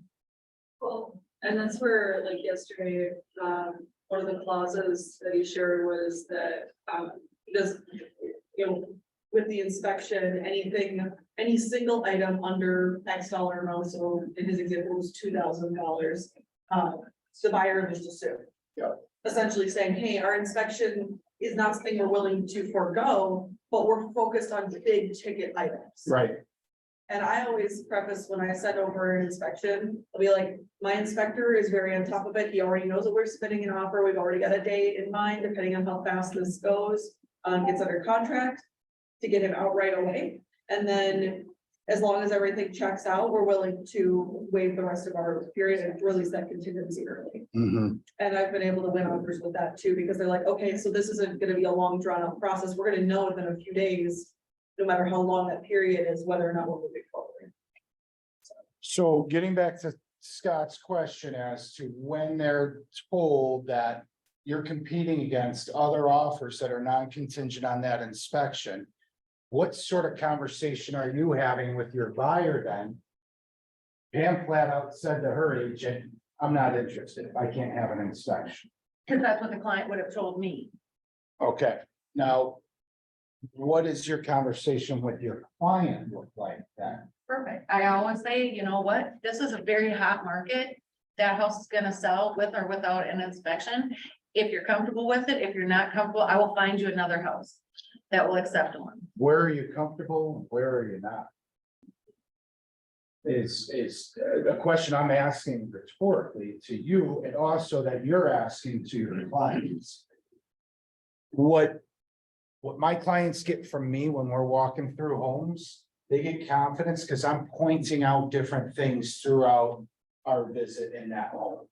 I'm pointing out the mechanicals. I'm opening up that filter bin and seeing how filthy that filter is or not. If they're staying on, If they switched it out right. if they're staying on top of that small 5x5 room, I can guarantee you that 95% of the rest of the house looks pretty darn good. I'm also walking through, I'm opening up all the refrigerators, I'm looking into the oven, I'm looking into, I'm. Put my Doors phone underneath the sink. flashlight out, I'm crawling over the washer and dryer to see what's back there. Under the sinks. They know that under the kitchen sink is huge, all the molded out, rotted out bottom of the counter cabinets. The leaking garbage disposal. My clients know that I am a real estate professional. They know that I am not an inspector. If they ask my advice after we walk out of that house, would you put a non-contingent offer on that house? I'll give them my honest opinion. 99% of the time, if it's a townhouse, I have no problem waiving an inspection. I am not going around with an outlet and checking those. I mean, I said it to kind of an extreme. There are agents that do. There are agents that are out there, tape measure in each room. Oh, they lied there. We're gonna get it. Right? Either in your benefit or your detriment. It does, it's just, it is a tough one. It is. Especially, you know, we're working with a client that's lost out on 4, 5. It's better than, You know. it's better than the client who gets it and finds a $15,000 thing and they come back at you. And our goal in selling a house is that when they go to sell, they call you. Right, The other thing to think about Right. too is that pre-inspections are a thing. They're not very common, but if the buyer has money to do so, then you can write a non-contingent offer. I had an inspector that if I could get an hour showing during crazy time, he would just look for a possible walkaway item. Cost us a couple $100. Yeah. I do a second showing and it was really for my inspector. So, And I have a good buddy of mine who's an inspector. you know, But their dying breed is Right. faster than. Good inspectors of history, I agree. There's a couple of students that out there that I. And there's some inspectors, when I see their name come across for showing or inspection requests on my property, it's just like, oh. Sometimes you want to. You know they're gonna. Right there. Because the outlet's spirit upside down. Yeah. It's not grounded. 30 years my time. Yeah. Oh my gosh, this furnace is, 15 years old. That's gonna crap out tomorrow. got aluminum wiring, it's gonna burn down. Right. So I hope that answers your. It does, yeah, sorry to take. No, It's just always, negotiation, that's part of it. that's a massive part of it. And you can tell your client, hey, this is what I would do. But. What does that say our 3 responsibilities are? Educate. What is it? Yeah. I Yeah. think it's one of yours. What are they? It's educate and the last one is You and I can protect. next, so you're not as caught off guard by me. I mean, Zach can say it 5 times. Yeah, and it comes off so Backwards on good. a horse and yeah. But then the last one, it is protect. I know that's it. And that's ultimately what we're there to do is protect them from it. Hey, yeah, I didn't see anything glaring inside that house. That's not to say I still wouldn't have an inspection after the fact. I tried once too. I said this is not contingent upon inspection and put that in there. And then we got the offer accepted. And then I called the agent and said, hey, do you mind if we don't care what's on it. We clearly gave you a non-contingent. Can we just go through so they can see what to expect? Oh, heck no. Absolutely not. You said it was okay, cool. That's fine. The one thing with the Westerland team too, you will find after how mad that buyer is, that buyer, when they go to sell that house, will probably call the Westerland team, seeing how they represented their seller and how their selling agent did not. That's how In they the do. heat of it, my family has gotten a lot of people because it's like how you represent that seller boldly and strongly. Then they're like, that's who they want. So I think that person will end up calling you guys to sell it. Well, not that Burnsville house.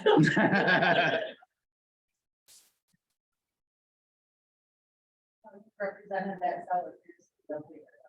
Yeah, we just don't know what they buy. Whatever, put all the crap on us, and she's like, well, she should have done this, or, you know, you just don't know. Oh. Yeah. What page are we on? The 18.6, Well, we're on 18.7. 18.7. All right, we're on position, So this is 18.8. 18.8. So in this third step, we will acknowledge the common ground. You're looking for places where the buyer and seller are in agreement. This also helps uncover the areas that can be adjusted versus the ones that are set in stone. Second thing is then use what and how questions.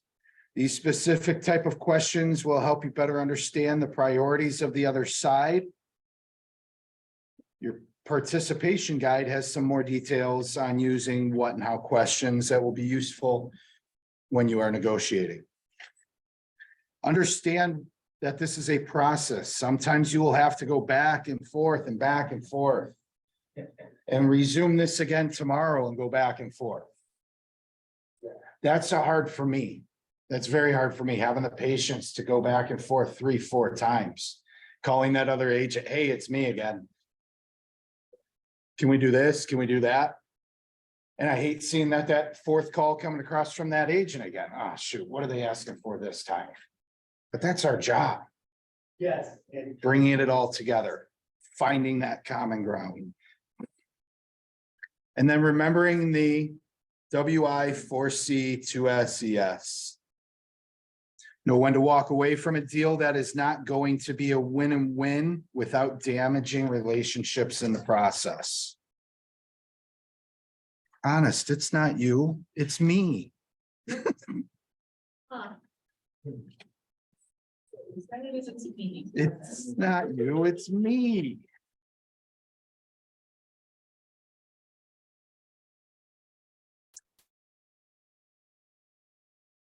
Let's, now that we understand the three Ps approach and have a basic groundwork to how to negotiate. Let's cover some tips and best practices to help you negotiate. It's important to remember that negotiating is a skill that is learned in practice. When using the three Ps approach, keep in mind the best practices.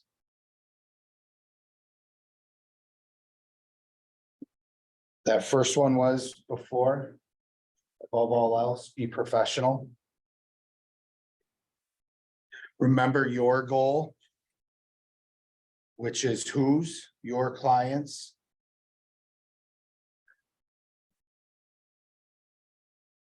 Control what you say to anyone involved in the transaction.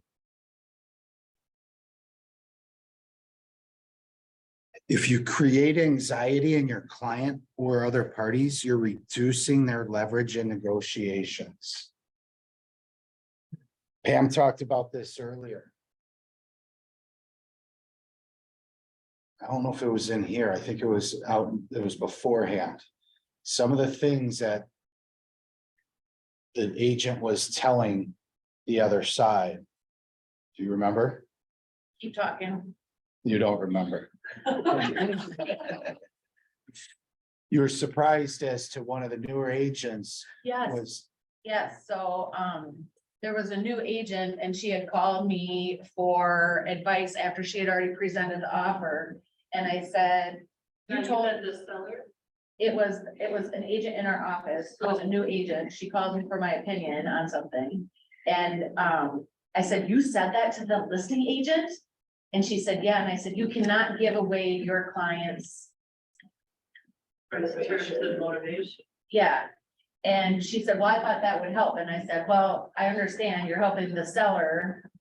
You know what I mean, so understanding what you're supposed to say and what you're not supposed to say.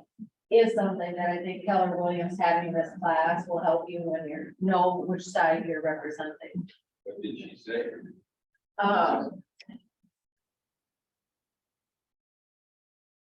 It was years ago, details. Was it like the amount that she approved up to?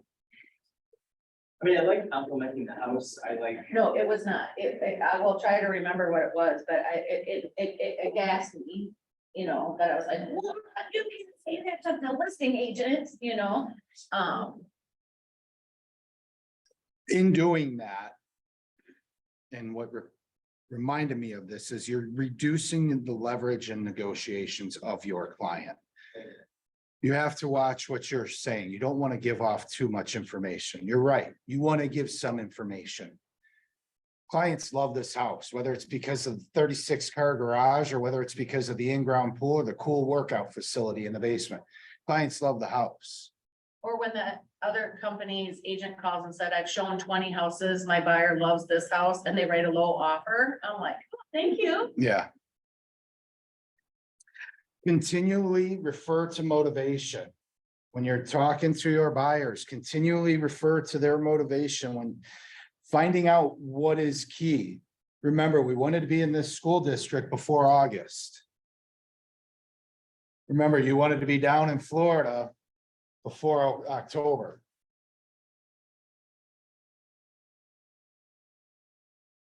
Remind them. Remind your client why they intend to buy or sell, or help them reevaluate their request if they are becoming unreasonable. How have our clients become unreasonable in these times? Price, Price? sellers, price, what they think they should be, my neighbors all this. Are there still unreasonable buyers out there? Oh my gosh, Oh, yeah, I think they're. like you're at multiple offers right now, you can't, you know, you can't ask for return or points or. Yeah. Closing costs. Yeah. Okay. We can, but you're. Right conversation. What are some other unreasonable requests of seller or buyers?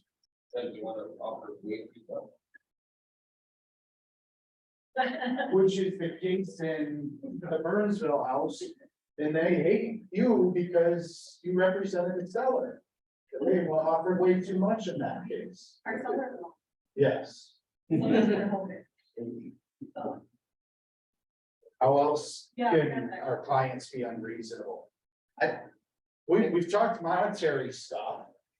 I wanna move right now, or I wanna wait till October before I move in. Or closing dates, or. Yeah, now we're getting into time sensitive stuff. What about them contacting you at 8:30 at night? Set an expectation ahead of time. Yeah, it goes back to, but even still, you're gonna get that client that's gonna try and contact you off hours. If you're not, I think some of the newer agents at this point are so hungry that they don't care what time. Voss Harwood, you guys you're able to set up some very, very stringent expectations with your clients as to when to be contacted and not. I love it when an agent says, all offers received over the weekend will not be reviewed until Monday at 9 a.m. I love it for two reasons. One, they're communicating with us and they're letting us know what the timeline looks like. And secondly, you're not making it a rat race to be the first one in there. At the end of the day, most sellers, they put their house on the market over close to the weekend for what reason? Get most eyes on it, right? Most people through it. Because what are they trying to do? They're trying to get as much as they can out of it. That 1% of the sellers will want to know which buyer was the first one to put forth that offer. But a majority of the people out there are just looking at that bottom dollar. Don't reveal too much. Listen more than you talk. Keep your client's motivation close to your chest. I tell the buyers too, when we're looking at this, just assume we're being recorded. We Yeah. don't Want to give motivation. We should have already, because when you're taking a client through a house, you've already given them buyer representation agency and relationships, but I sellers, realized that- for buyers disclosures, acceptance and waivers. Yeah. I So in really like there. every time because they go, ooh. Yeah. I'm They excited. said, well, we'll put the Christmas tree and the piano's gonna go there. You do not want to let those sellers have any information. Any leverage. Yep, because just because they're not supposed to, in the state of Minnesota, when your house is supposed to record audio, they can record video legally. And they can record audio outside the house for security reasons along with video. But doesn't mean they're not still listening inside the house. Which at buyers is a big mistake too, because what do? We turn around, we lock the door. Finish up the lockbox, turn, walk away, and so what do you guys think? We're still within 5, 7, 10 feet of that ring Ring- door. yeah. Like the Ring doorbell is gonna catch all of that. Take that out to the street. You're exactly right. Have that conversation with your clients before you walk in. Hey, keep in mind, creepers live here. They're gonna be recording the conversation. Yep. Seriously, that's what I do. I tell all my buyers, keep it to neutrals, keep it to facts. And then take mental notes of the things you really like, we'll talk about it afterwards. Yeah. Or the things you really don't like, and we'll talk about it afterwards. Yeah. Because you don't want to insult them if you want to make an offer, and you don't want to artificially inflate them to expect something way more than you're getting. Feelings get so involved in especially a big one like this, which leads to the next one. Don't get attached to the outcome. And I talk about that with my clients a lot, the feel that you have when you walk into the house. You're gonna know that this isn't it. And if it is, please let me know as soon as you can, so we can vote. We got 4 others to go to. These, then the sellers want their house back too. They're out there creeping on us, waiting for us to finish. So like. the Sitting seller- down the road. Yeah. Well, actually, it worked out well because the door to the garage wasn't attached. There was no key in the lockbox, so she had her garage door open her once and so it worked out well, but yeah. It's like, oh, yes, all right. I just want to do it. I'm like, see, so I'm assuming you're the seller. She's like, yes, I am. Any chance you could let us into the garage? She's like, don't judge me. All the boxes are in there. Yeah. You know, it's fine. The feel of it too, when we get to know, we invest this time with these clients, we walk around and look at homes with them. And you see that look on her face when she walks into the kitchen and she feels at home. And then you have to call them 36 hours later to let them know, hey, it was a hell of an offer, but we're second in line. I've asked that they let us know if anything changes, asked if there was anything else we can do. That's the hard part. Don't get attached to the outcome. I have a question with negotiations too, where. Ever have a situation, I've had this happen before where. For some reason, it could be monetary or it could be an item or something, where the gap is small. Between both parties, and then all of a sudden it's like, everybody digs in their heels, it's like, okay. How do we get this going? Right? Where I'm looking at it going, geez, it's $1,000, right? So you get creative. That's one of our Yeah. WI 4Cs. That's one of the 4Cs. You get creative. You ask the questions. You find out why is it that that's so important to you? He's willing to come down 500. Why aren't you willing to come down 500? And then the word that most agents hate, take it off yourself, take care of it yourself. To keep that deal together for $1,000, that's when you make that business decision. And you go to your co-op agent and say, hey, we worked our asses off, we've gotten this far, let's prevent this at this point. And I've done Get your that. broker, take off their broker admin fee to knock off some, I mean, get creative. Find out from the closer, if they can shave anything. Lenders should, they're not gonna shave anything. I just don't like it when that's like the first, especially when you were agents, can't that's be their first. first thing No, out of their no, mouth. Like, no. No, You and I both work together for this, let's find a Yeah. different solution first. that's why it was the last thing I brought up. You go through every other opportunity first before you do. I don't know, the hundreds of transactions I've had, I've done it once. I mean, it's not something that happens occasionally. It's not something you pull out as first option. Hey, we're gonna make this happen. That was the first thing as an agent, when you found out they were deciding, or the sellers are gonna only get closing, this first thing in the conversations. Well, maybe we can just keep our commission. No. You've already like figured it all out, and I'm like, no, Yeah. you can just sit down for a minute. Yeah. Let the professionals do their job and we'll figure out how to do this. Pretty much. Yeah. I was in the- Nick, did you have something you wanted? Don't get attached to the outcome. It's very, very tough to do that after all the time that you've spent with them.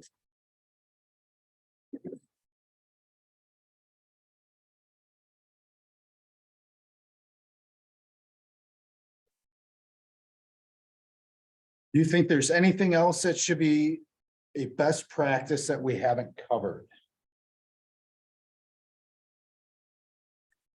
We hit the three Ps.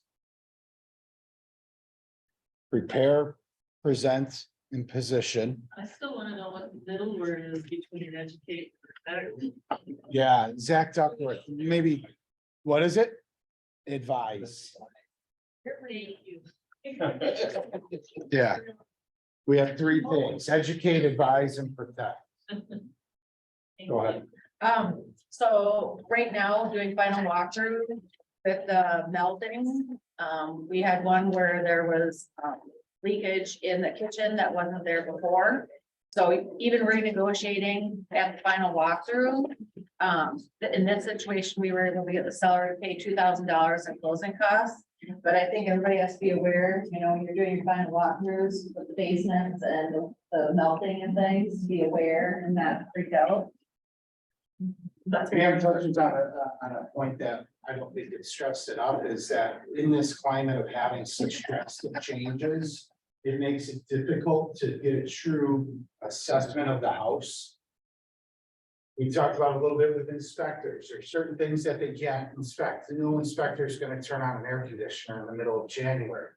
That could come up once the homeowners, the new owners are in there. So it is, just because you've made it through inspection, just because you've made it through appraisal and lending and everything else, there are things that pop up in that final walkthrough. As discussed, another opportunity for negotiations to get involved. Any negotiations that you do during the inspection, if it's via email, take that email. Where you are negotiating with the buyer's agent or the state agent, take that email, print it to PDF, upload it to that. Because we've had stuff come. Where you just kind of like, you're just like, that's kind of like a formal conversation. We go ahead and we take it and then, because you never know when it's gonna come back and then like 2 years later, they want you Right. like, you know, sue your seller or what have you, and then you're just like, I still have the email where we actually already talked about this. And then some things you should. CYA. Protect. I tell all my buyers, especially if they're buying in the winter time, they're like, hey, just to avoid potential issues, make sure you look at how things are going away from the house. If the snow's piled up, make sure you try to like get that away from the house as it starts thawing. Just to prevent issues. And if that water gets in there, it's gonna be annoying, to say the least. You have to, and it can be almost annoying at times, being a buyer walking through with a good buyer's agent as they are pointing out different things.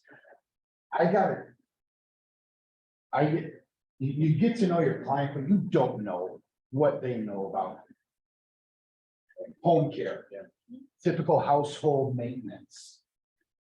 So you point out the different things that could be of a concern. I'm not pointing this out to scare you. I'm pointing this out for something for you to monitor. It happens, no home is perfect. Not even new builds. No, and that that's a great segue to new builds is you can't trust that everything's gonna be great and perfect there. I had a client call me 2 years later that after buying one of the national builders, complaining about the bedroom upstairs being 20 degrees colder than everywhere else in the dead of winter. You're crazy. It's not. No, it is. They had the builder out there. Builder foreman came out there. Everybody came out there. Couldn't figure it out. They've got that temperature gun that they're sitting there. Yeah, well, let's cut open the wall. No insulation in one room. It happens with them all.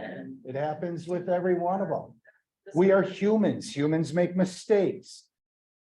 It's how you handle yourself after that mistake or how that company handles themselves or what they do to give back. And you'd be surprised how many people buy new construction and don't know about their warranty timelines they've got after they purchase a house. And Yeah. somebody called me the other day, and they're like, I'm so frustrated, I just want to vent, this is just horrible, our foundation's crumbling, we just got this house, a year and a half ago. And I'm like, call the builder. Yeah. Your foundation stuff. You're protected. is Protected, call the builder, this shouldn't be anything out of your pocket, if anything, it'll be minimal. Like for them to come out and just assess the situation. Yeah. Otherwise, it should be fully covered. He called me a couple days later, he's like, they're all coming out, they said they're gonna take care of it, we're good, thank you. But like, they just don't know, a lot of times the disclosures aren't very clear. And setting the expectations or educating or whichever term you want to use in that case of letting them know what they can expect out of that new construction. What the warranty looks like in comparison to buying a existing home. What the house itself is going to look like. It's going to shift. It's got to go through 3 or 4 seasons in order for it. You're going to see cracks in the ceiling. You're going to see little cracks in the basement. Now, if it gets beyond a little crack, if it's spidering, if it's thicker, then yes, bring it to the attention of the builder or somebody else. Kevin, you had your hand raised? Yes, I think it's always important. Be a part of be a part of the transaction. It's great when they say, yeah, we'll see you in 6 months. It's nice to drive by the house and, drop off a dozen donuts to the guys who are doing the electrical work. And throw a case of beer on the porch on Friday afternoon, that kind of stuff, because it goes a really long way, or it can go a really long way for your buyers. Property, you might wind up with a couple extra outlets in your garage, and that kind of stuff. Speaking from, my wife has sold new construction for 10 years. So she has dealt with all sorts of types from the agents to the buyers. And Kevin says show up once in a while, that's met. There's nothing that those new home consultants hate more than when you walk in there once out of the buyers 10 times there. Because when a buyer's building, when a person's building a house, they're driving by that thing as often as they can. They're watching that thing progress. So they're there frequently. For an agent to just come in once or twice and act like that know-it-all and just try to prove their worth, that doesn't go far at all. It's great to be able to take them forward, send it off to the buyer and say, hey, it doesn't. Yeah, campus. Look, HVAC guys are here. It looks good. And they appreciate the case of beer. They did. They put extra insulation in the garage for you and they added the ceiling for you on the spot for you. It's amazing. Communicate, right?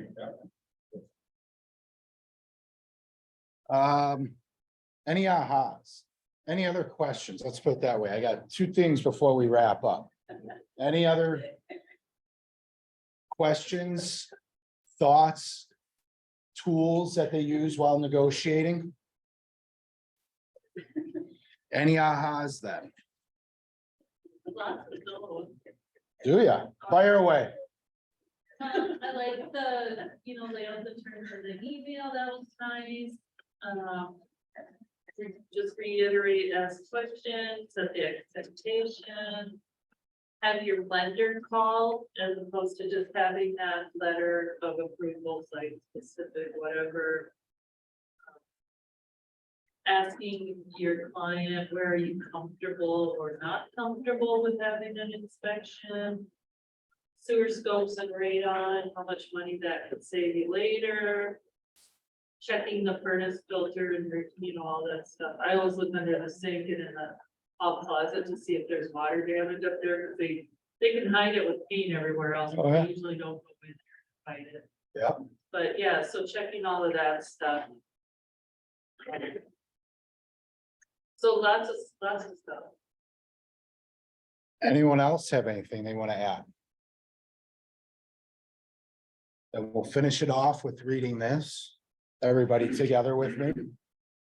I engage every conversation in the spirit of contribution, and people are happy to be in business with me. Thanks, guys. I hope you learned something today. Now role play for 2 hours. Yeah. Okay. Anybody else want the safety center that's plus? Yeah, buddy. So, hey, guys, one last thing then, 2 more classes. I know that a lot of you, or a few of you have been in here almost every day. Congratulations to you that have been here almost every day. That's awesome.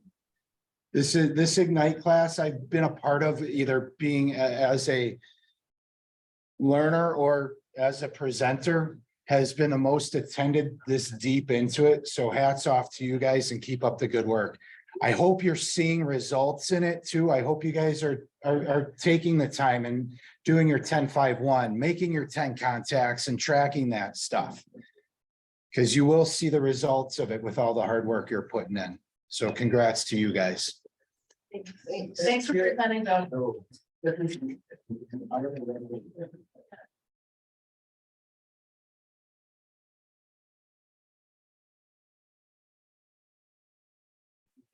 Next year. Oh, sure.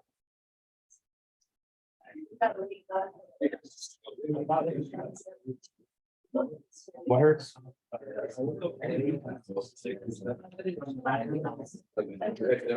Pretty golf. Are you? Yeah. You're not gonna be at the team meeting?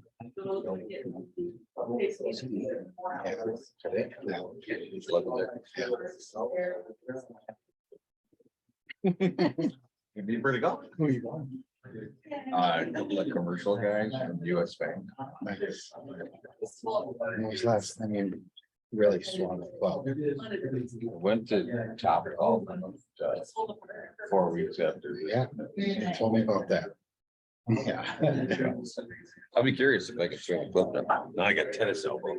I've got, What are you doing for it? I'm using my right arm.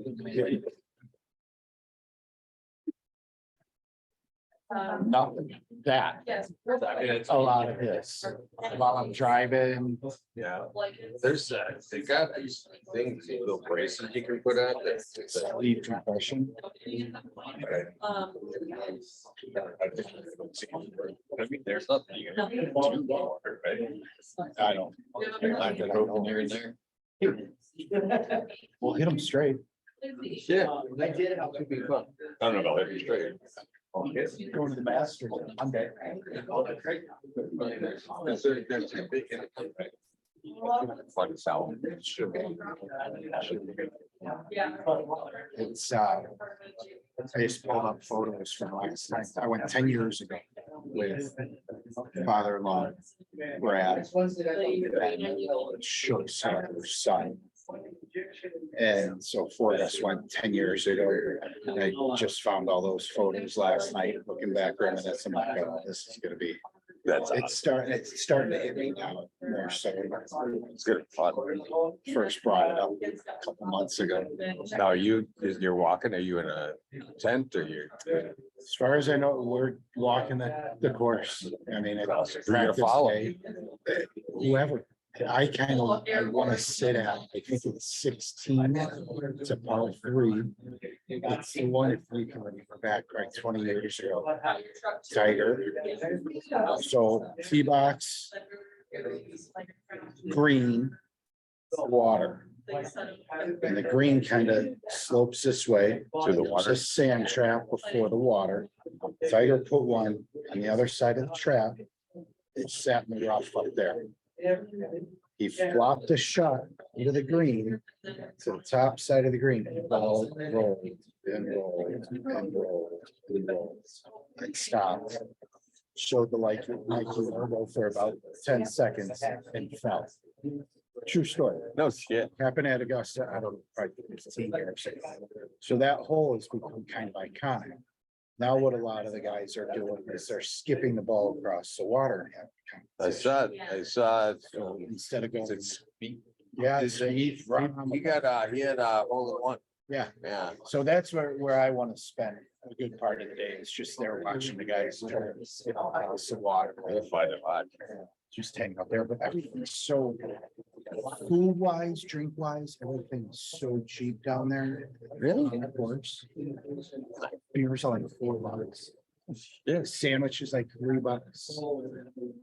Why is that?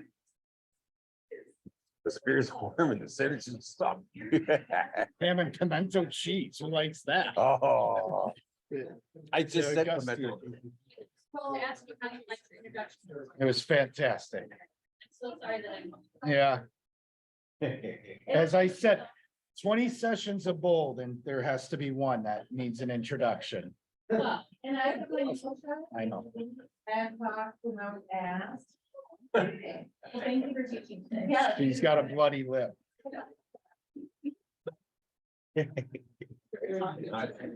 You did. Have fun. Mom is working. You know, if you don't. So if you see this little Asian woman, they want to speak. Sir. I was like, I told you. I gave your name to her.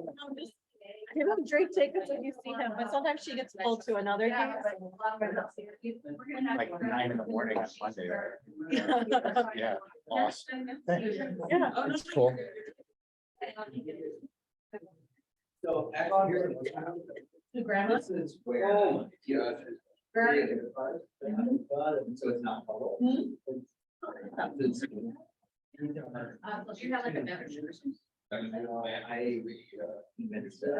This is what I.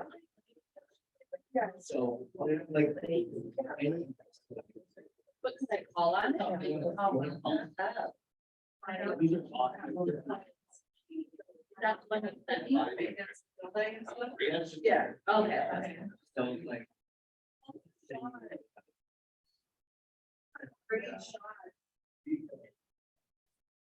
Yeah, that seems like really good. Yeah, I think that's the best way to do that. I just left, I'm leaving Bill's class, he did a very nice class on negotiating. Yeah, he's so smart, I know all of his tips now. I'm gonna share them all with Ally. Did you see that? She can watch the video He said you could watch the videos. of your introduction. So this one And is he said that Sophia, did she have her first trial? Oh, That is the. Yeah. Yeah, first trial. I just.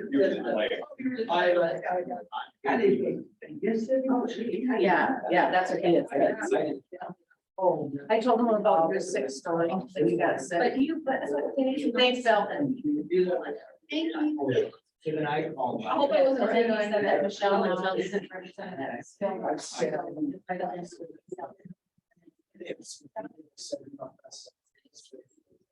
Yeah, we did. Very good. Yeah, so she'll be a non, that's more than that. She. I didn't say much that, no, I already do.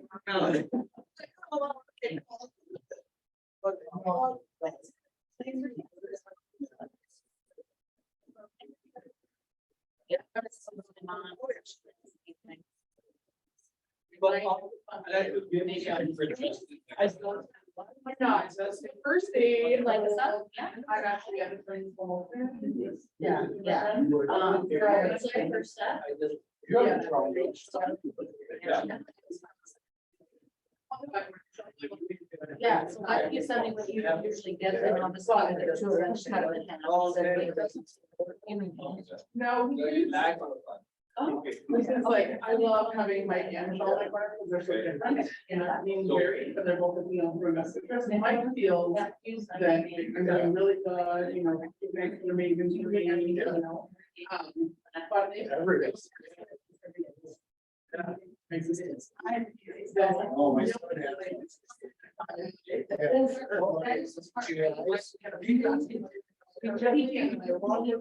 Well, that's quiet. Right? I will tell my friend, when I just happens, there's that happens, once it's a negotiation, then I told you one day. Right. Yeah. So Beth and I were working on doing different stuff, and one of the days I asked him, okay, cool, I'm just gonna hold it, call him, what you're doing. And ultimately, so I was just trying to, you know, do the whole with her one day. One of And the I other things that I also say is, 9 a.m. I see agent. And I don't know. I mean, that's also like how I actually like engage. I'm so excited, like 23, I'm so frustrated by the other days, I'm like, I mean, don't get me wrong, yeah, we've done a bit. I don't think or, that was- like, calls, but I should like, It's Luke and That's, we would do it. Like, I think that's.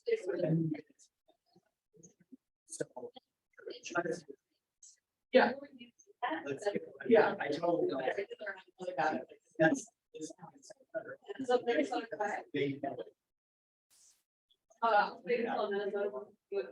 Let's do our.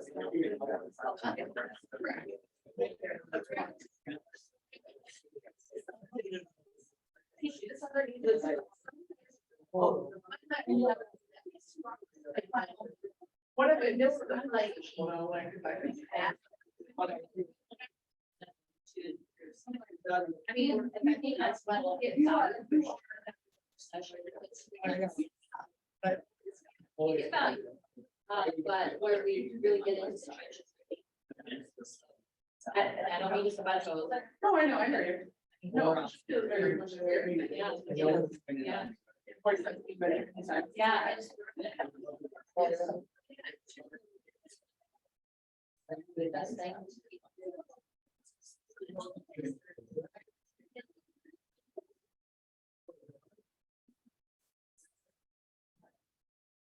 When you.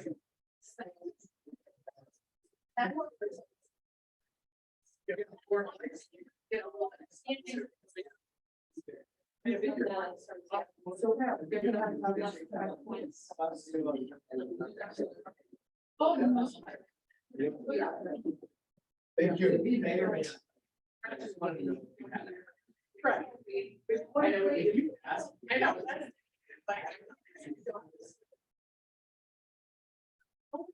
They don't have, nobody said. And you put that in the.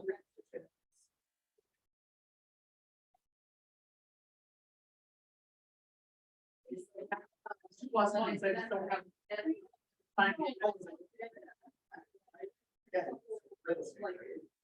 everything, I say, so Pam, you're selling your house.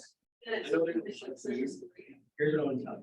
If ever bring this to your house, they got house. Yeah, you know, save them for the rainy days.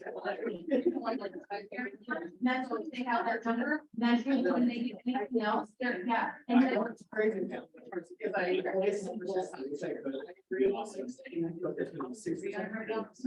Feel reverse level. And then One percent right now, you're paying. If you don't actually. But we have. I appreciate that. Yeah. Conversation. Right, if I borrow it. Yeah. We were. Well, thank you for your input. That is part- That's why I kind of changed it, I really did want to. Stay. That's one. Wait, which back today? Oh my goodness, you should see what we have. Okay, because that's the part I didn't understand, I thought it would be this key. I would. Yeah, okay. I mean, I taught.